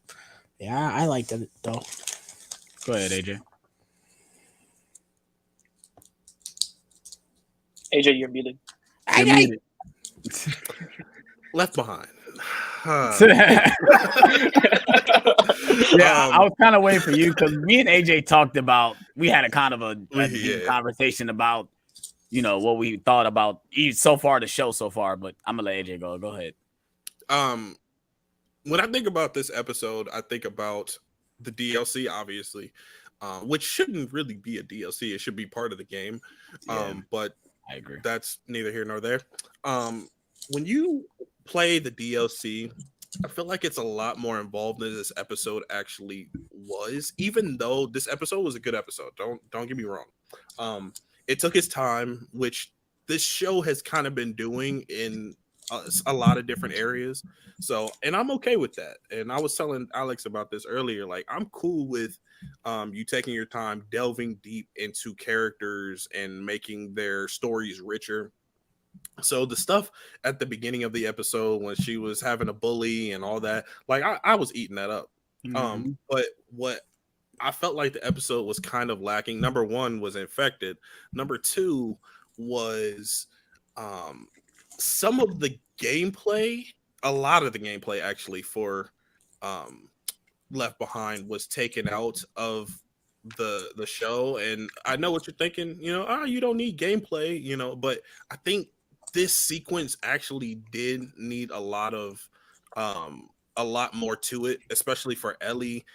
She kind of learns how to be on her own in Left Behind, and which we're gonna get in the next episode. So like it kind of leads into that, right? It does. Everything with Riley and Ellie was great. I was holding on. You could ask these dudes. I was like, "Where's the mask? Are they gonna do the mask?" Yeah. They pulled them out. I'm like, "Oh, they doing it." Like, they doing it. They doing it. It's like there it is. It looks just like the game. They do look just like the game, and even like real. with the merry-go-round, they included that. The photo booth, they included that. Like they didn't have the water gun fight. No, they didn't have the water gun fight, and there was they did like a little competition throwing bricks, seeing if they could break all of the glass from the truck. Throwing bricks, and we didn't get that either, but that's okay. That wasn't really needed for the show. But like I feel like the stuff with Ellie being alone and like switching back and forth from taking care of Joel and being with Riley, I feel like that was kind of needed because what we're gonna get in this next episode. So as an adaptation, everything they adapted was really good, but I wish we kind of got a little deeper with some of the stuff. But the episode as a whole, I really enjoyed it. I liked how they took their time, developed Ellie's character even further.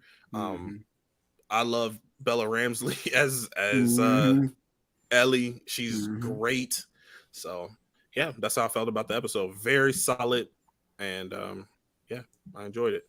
Go ahead, Kevin. I guess I'm going to be on the minority of this one. I was okay with this episode. It's not that it was bad. I think it was really good as like its own standalone episode, just like the Left Behind DLC. It was really good. But I don't know. I feel like being that the story is continuing, it's about to be finished, and I know you guys, having played the game more recently than I have, said that these two episodes are good enough. I must say I have played the game. I have played it recently. I think that's what he meant to say because I think he was trying to say that he hasn't played the game. Oh, you haven't played the game? Okay, must say I know the the bulk of the plot, but not like any details. I know that based on what you guys say, these two episodes are going to be enough to finish the show and finish the story well. But I think the show is slowly creeping down the list of. Do we really need an entire episode disconnected from our story? I understand that we need to develop Ellie's character, and they did a really good job with that. But I think that being that they're mirroring her fear of losing Joel to her where that fear began with losing Riley, I feel like they should have gone a little bit of back and forth with it because they brought it up, her kind of second guessing herself about leaving Joel at the beginning. We have this long sequence the entire episode with her and Riley. Then they just randomly cut back. They cut it. Yeah. And then they cut it back. Yeah. They cut it very abruptly too. Yeah. Yeah. I was just like, I enjoyed this episode, but it's like I feel like it wasn't entirely needed. If you're going to do an entire episode of nothing but that, I think and I know people point to episode 3 as like it's similar in that aspect, but episode 3 was involving the characters that were completely different than us, and it was still early on enough in the show for me to say, all right, it's very good for us to have this. But we're in episode 7. We have 2 more episodes left, and this involves one of our characters having an origin of a fear that came back to Joel. I feel like they didn't make that connection strong enough for me to be like, okay, this is why she's so afraid of losing Joel. It's because of Riley. No, this is just like, oh no, she's about to leave, but now she thinks about Riley for a long ass time, and then she's just like, okay, now we gotta go save Joel. So I think that kind of begs the question. Done a little better. I think AJ was the one that said that he wasn't really big on them doing a whole episode with this. What did you say that? I was saying yes, I do want an episode, but I want what the style of the DLC where they go back and forth, like Kevin was saying. That's how the DLC was. Yeah. And it fit so much better than this episode did. Looking back on how this episode turned out, I think I would have been better if they had just shown the Riley stuff with regular episodes. Are you talking about like intersected in throughout the show? I do. No, see, like that's not my problem. This not my. What I think they could have done is that, being that how rushed that university section in last week's episode was, I think what would have been a good addition for the show is that they're just like, we can mix the university, because in essence in the game you go show up to the university, shit's fucked up, and then Joel gets shot, and now we need to save him. I think they could have added that a little further, kind of sprinkle in Riley of the relationship and mirror the relationship between her and Riley and the relationship between her and Joel during this university trip. And then towards the end of the episode, we see Riley about to get killed, and then we see Joel get shot, and like, again, back and forth. So I think that we didn't need an entire episode. And I was talking with a couple of my friends; they disagreed heavily because they were just like, "Oh, we don't need." They adapted the game really well, and I think the issue with that is that in the game we were able to interact, we were able to control where our characters went, how our characters interacted with these nostalgia stuff. But in the show, we're forced to sit there and watch all that. Yeah. Where in essence, we're just like, okay, we don't really need so much of it. The scenes were adapted really well, but it's just like in a show, we don't really need that, especially with as little infected as we got and as little action as we got. This is why I say, well, like I said, I was talking to AJ earlier in the day when we were talking about this. If you after overall thinking of all the episodes up to this episode, we were talking about like there's meat missing from this show. There's meat missing. For one, obviously the lack of infected. Yeah, we got episodes, we got hordes of infected, but I think some of those, you want to talk about the test episode too, you can think about that herd too. Oh, but, yeah. Like all the infected were in that hole. But not this, that's cool. Right, but basically. Like those little sections of them moving throughout certain areas with infected, where are those sections at? I think the university stuff was heavily should have been in there. With Joel going to a certain point to do something because he had to go inside the building, Ellie had to stand outside. I think that was needed. At least one section of a part inside the hospital or inside the university was needed. Two, you get that generator going. Yeah, he had to get generator going, right. But I just feel like there's a lot of meat missing. And obviously it's different because it's a game and we have to do the stuff in the game. But I think there was ways they can go around this with some infected. Like we only got one episode where we saw a clicker up close. That was it. Yeah, and we haven't in one episode. We're almost done with this season, like / game. I love the Bill episode. I do love that episode, but I now watching it, like if you watch the gameplay, like I wanted to see that stuff depicted. At least one scene. I didn't need the whole sequence. At least one little thing in there, and it's not there. It's just, and it feels like it feels a little rushed. Like we're almost done with this show. We got 2 more episodes left. 2 more. And this next episode with David is probably going to be rushed. It's probably going to be rushed. The stuff with David isn't that long. No, it's not that long. No, it's not. But I think I do agree that there are some sequences in this show that are too rushed. I think Tyler said it a couple of streams ago. It's like I kind of wish the episodes were a little longer. Like the episodes were longer, just so we can get those scenes. We had more of them. The Henry and Sam episode should have been a 2-episode arc. 2-episode arc or a longer episode. Because towards the end of it, it's heartbreaking to see Henry shoot Sam. But the reason why it's more heartbreaking because we dealt with all the stuff with them in the game. Like we go to like 4 different areas with them. We go into the sewers. We go into the neighborhood. We get chased by a tank. Like go through all this stuff with these characters. That's why it's emotional when spoiler alert, he ends up having to shoot his brother. If you guys have not played the game or seen the movie, I'm sorry, but shit, it's episode 7. But that's why it's more emotional to us because we was with them in these situations and we were growing with these characters. We only spent 1 episode with Joel interacting with both of these characters, and maybe it should have been spread out. Maybe we should have got 10 episodes. Like maybe it should be 10, not 9 episodes. Or but 11, I think, my bad. I think that this show is running in the same issue that, in my opinion, The Walking Dead kind of had towards season 7 and 8, where they focus so much on the human aspect of this apocalypse that you kind of forget about the reason why why they're in this situation. That in The Walking Dead and it's the walkers, and in this case it's the infected.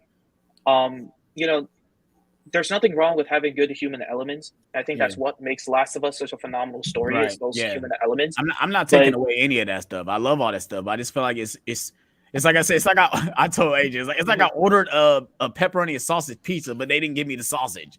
Like that's why I feel like that now. The show is great. You know, I think it's so far it's an 8.5, close to a 9 out of 10. But I think that 10 out of 10 would help me if I just seen just a little bit more, you know. Hopefully these last 2 episodes will sell me. You know, I'm excited to see Troy Baker as a character in the show. You know, hopefully the David character really sells it, like how creepy the David dude is in the fucking game. But I mean, Tyler, like you want to say something? Go ahead, Tyler. I feel like people are afraid to say anything bad about this show. Nah. That's what I'm saying. It's like I think it's Because not I've a seen lot of the people hate. say it's. I feel like people have said like this is a perfect show. No, it's not.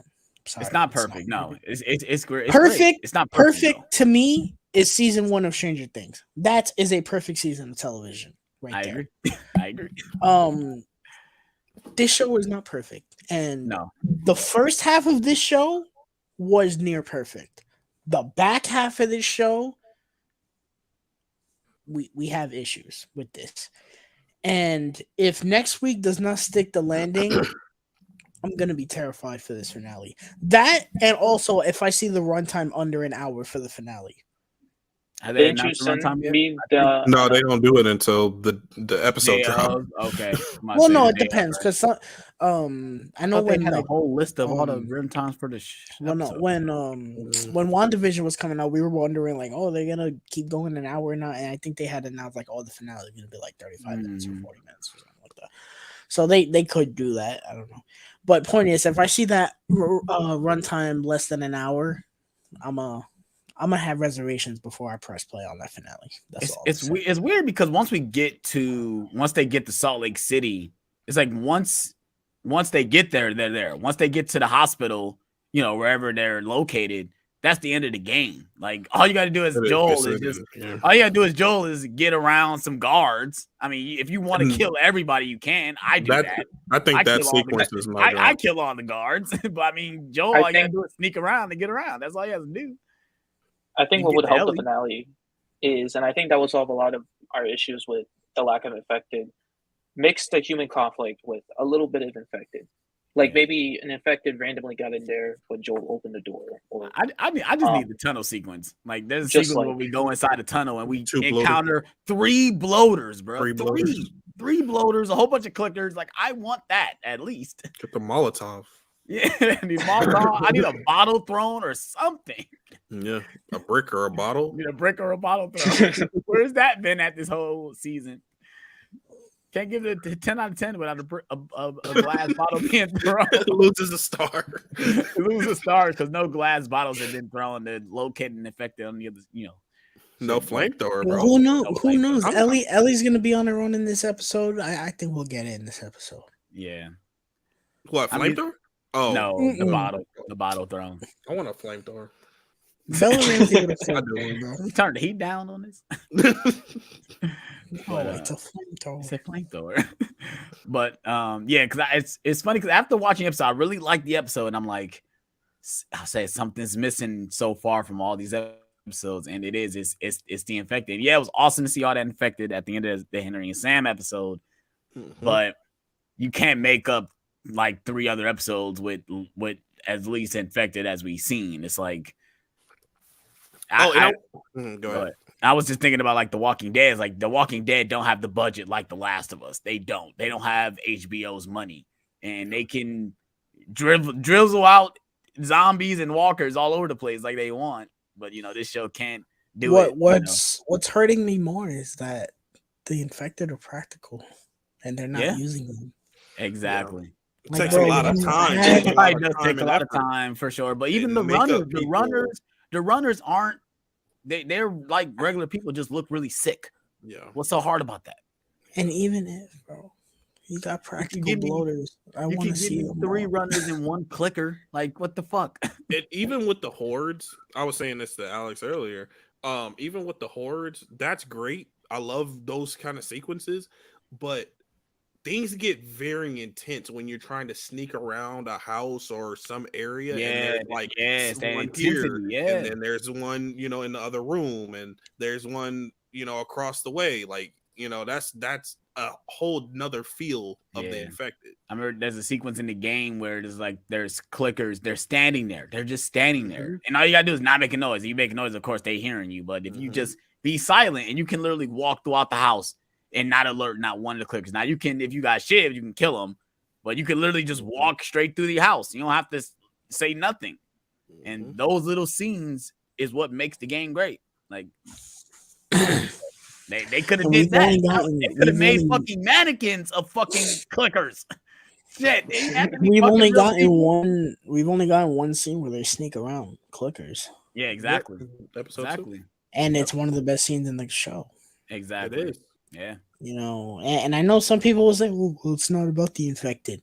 You're right, but it kind of is when we haven't really gotten any of it. They play an important part of the game. They put a part of the story. The main story is not about the infected, yes, but they still play an important part in the story. Right. You know, it was ironic. I saw like a snippet of the behind the scenes in one of the episodes, and they were talking about, the infected are the obstacles, and the creator or the director or somebody, the showrunner probably said it. And I was just like, well, that's good. You know, the story is not about the infected, but there are obstacles. You have to go through them. There's shit that happens. And then they just forgot that the infected were obstacles. Yeah. So it's just like, why are you going to make this? Our characters have not encountered said obstacles. No, they've driven from one part of the country to the other part of the country and not one infected. Yeah. They only have one infected encounter, and that was a huge ass horde. Yeah, so that's it. You know, and episode 4, I think we barely got any. Episode 6, we definitely episode 2. Episode 2 with Tess, we got. Yeah, we got that horde. We got that horde too. Yeah, but it feel like no one's talking about this though. That's the one thing. I feel like no one's saying that. Yeah, you know, because nobody wants to say anything negative. Because the issue with culture nowadays is that the way that episode 3 and episode 7 were tainted by the negative reviews, a large majority of them being for the most bullshit reasons and the most homophobic reasons in the world. It's just like racist reasons. You know, and racist too.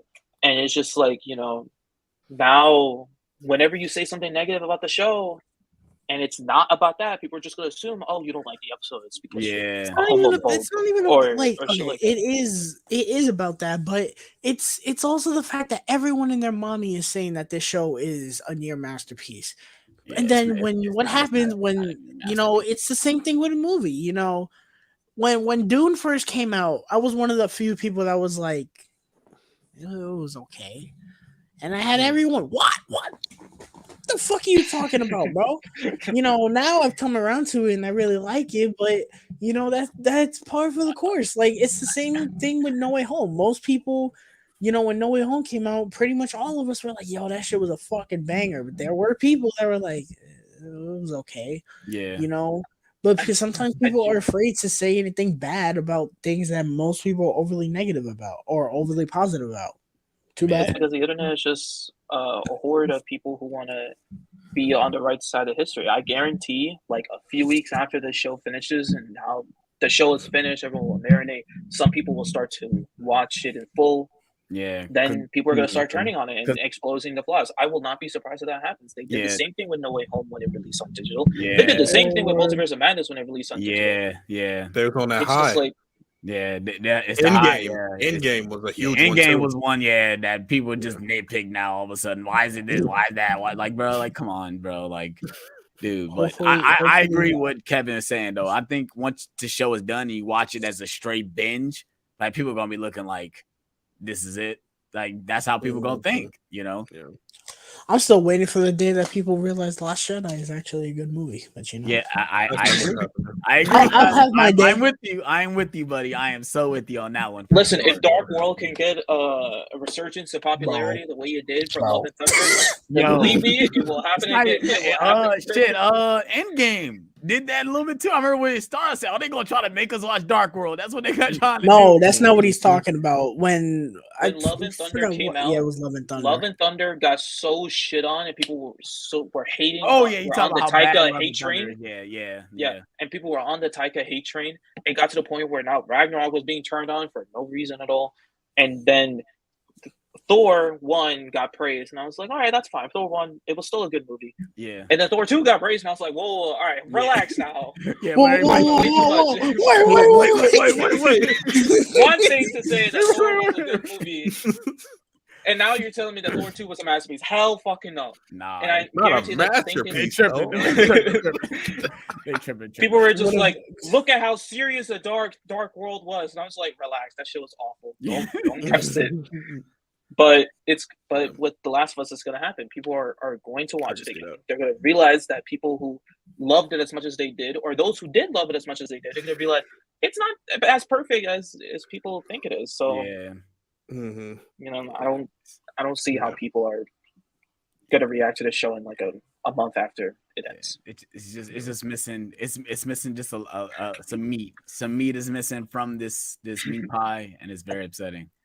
You know. And, I guess I have the game to play. I guess I could play the game to fulfill it. I guess. I'm gonna be very sad if the finale does not stick the landing, because the first half of this show was near flawless, and now we're at a point. I'm still thinking about the first episode. Where it's not bad by any means, you know. This show is quality. Yeah, it's just that it's missing the things that can make it perfect. Yeah, and it's not even things that are like, well, if that was in it, it'd be forced. No, if that was in it, it would be better. Yeah. It would work smoother. It would, yeah. I mean, it feels like for this to be, you can't even call it a horror show. Like there's not that many horror elements in this show. The first half of the show you could. Yeah, of course. But like I said, it's just missing that intensity, those tense moments that's in the game that we don't have in this show. We don't have it at all. Yeah. But it's neither here nor there. My heart isn't pumping like while I'm playing the game. Yeah. And we want to feel like that way, but you know, in the way the characters can portray it on screen, not just us playing it. Right. You know, but it's neither here or there. You guys got anything else to say about episode 7? My bad, AJ, I cut you off. No, I was just saying there's ways to do it. Yeah, for sure. You guys got anything else you want to say about episode 7? No. I'm excited for next week, but you're not excited. Did you see the clip? You saw the clip? Yeah. Mm-hmm. It's just crazy to see Troy Baker actually being in something instead of voicing like Batman or something. You know, it's like shit. He's actually about to be Troy Baker. So I mean, I saw the clip. I somehow couldn't watch it on HBO Max. I had to watch it on like a website or a link or whatever. That's how I have to do it every week for some reason.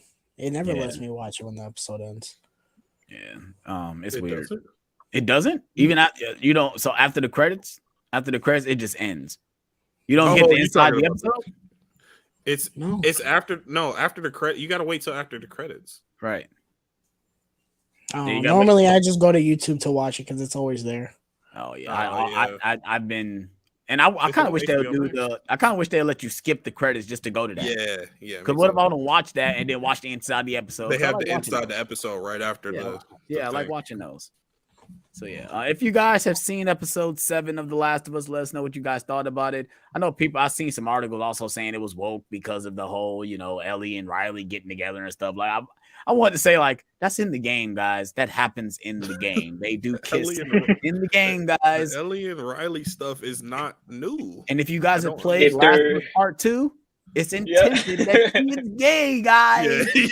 He literally has a sex scene with Dina in the damn game. Spoiler alert. If they show that sex scene in Last of Us Part 2, if they show that sex scene, bro, in season 2, bro, I will be dying, bro. Abby? I don't want to see that, bro. I really hope they don't make Abby look like a bodybuilder in this show. They think people are hating on this show unnecessarily now. Wait until they adapt Abby properly from the game, bro. Oh my god. That not look like no damn bodybuilder. I don't want to see none of that. You can't even tell, like, her body shape look like a dude. Yeah, you gotta cast Ronda Rousey, bro. Bro. Yeah, I was thinking the same She can't thing. even- I said she can't Ronda even- Rousey's bro, gonna She play her. can't even act right in her own profession. I don't need Yeah, her in yikes. this. She's She terrible. was in Fast 8 Furious or 7. Fast Oh, Furious 7, Furious that 7. was Flash. bad. Oh my god, That was dude. bad. That was Very bad. bad. Yo, like she must have hooked up with. She must have talked to Dwayne. Was like, I want to get into the Fast movies. Like, all right, we'll get you in. We'll bring you in. Vin Diesel, your family. Yo, you're part of the family now. So yeah, all right. We're gonna move into the obviously this is the final topic, and of course we're physical media collectors. So we're gonna talk about what physical media we bought. I did a video about it, so I don't know if I'm gonna show what I picked up because I did do a video of what I picked up. I'm gonna show one thing because I'm gonna do a giveaway. I bought Scream 2. I rebought Scream 2. I bought the slipcover because I love this slipcover, and I'm gonna do a giveaway for the code. All you gotta do is hit the like button, subscribe, hit the like button, and comment in the comment section below who's the killer in Scream 2. That's all you have to do. Who's the killer in Scream 2? Like the video, subscribe, and comment that. That's all you gotta do to win the code. So I did pick that up, and of course, you guys already know I picked up Training Day. I got the Steelbook. I do like the Steelbook. The Steelbook is dope. I didn't see the slipcover in stores. Watch, I go to Best Buy again, and it's there because I wanted to show the Blu-ray case, but I saw the slipcover at my Target with a Blu-ray case. yeah, that's so fucking crazy that it got a Blu-ray case. And I was gonna my theme for my thumbnail was I was gonna be holding it and giving it a terrible look, and my fiance was gonna be smiling, holding something in her hand, but couldn't do it because I didn't have a slipcover in my Best Buy. But yeah, you guys got anything else? You got anything you want to show? Not until Sunday, no.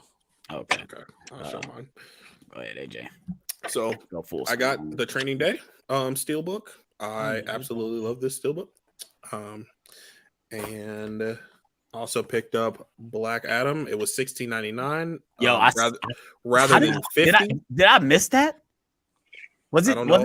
on sale that Tuesday? Because I'm a little upset. I would've Yes. bought it for Yes, it was. $16.99. That's actually It a was. good deal. God It damn it! was. I should have bought So, that.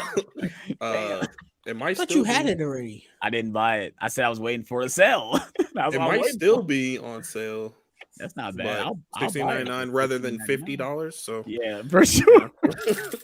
But it's not. You and- know what? It's not better than. It's not better than $66,000. Yo, what the fuck? The Woman King was And $60,000.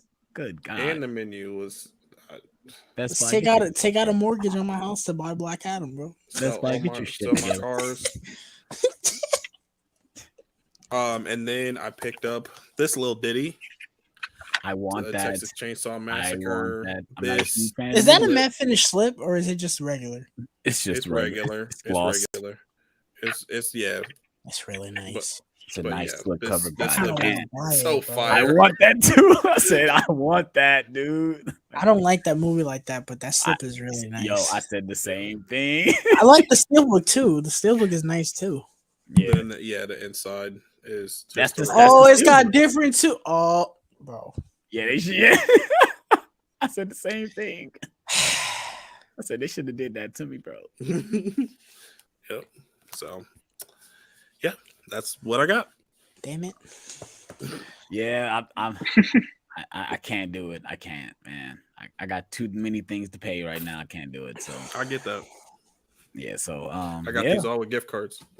that's awesome. I use the So, rest yeah, of my gift cards, y'all. So yeah, like I said, I'm giving away the digital code for Scream 2. This is a 4K code as well. The rules are you have to like the video, have to be subscribed, you have to comment in the comment section below of this stream who's the killer in this movie. That's all I have What to if they do. never Just- seen it? Then you're asked out. Sorry. And just know if you get that. Just Scream Google code, it. It's I know, but Google it. if they haven't seen it, they want to watch it for the first time when you give then, it to them. then watch it. And then come back on the video to get the code. Shit, I'm sure it's streaming somewhere. Just Google it. Shit. It's Just know if you get the code, it is gonna rock. Oh man, but yeah, you guys got anything else you guys want to add before we end the stream? Nope.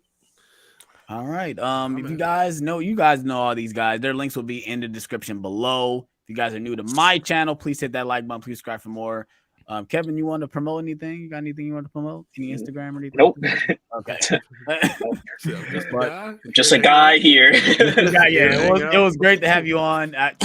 Tyler always talks about you know, guys, going to the movies and stuff. I think it's awesome. I wish I had a best friend I can go to the movies with and stuff. I just think that's so dope. It was John, and then John moved to another fucking state. So now, so get him. Yeah, John, if you're watching, I miss you, bro. But yeah, so if you guys are new to my channel, please hit that like button. Please subscribe for more. Check out these guys' content. They have awesome content. Like I said, their links will be in the description below. And we're out on this one, you guys. Peace out.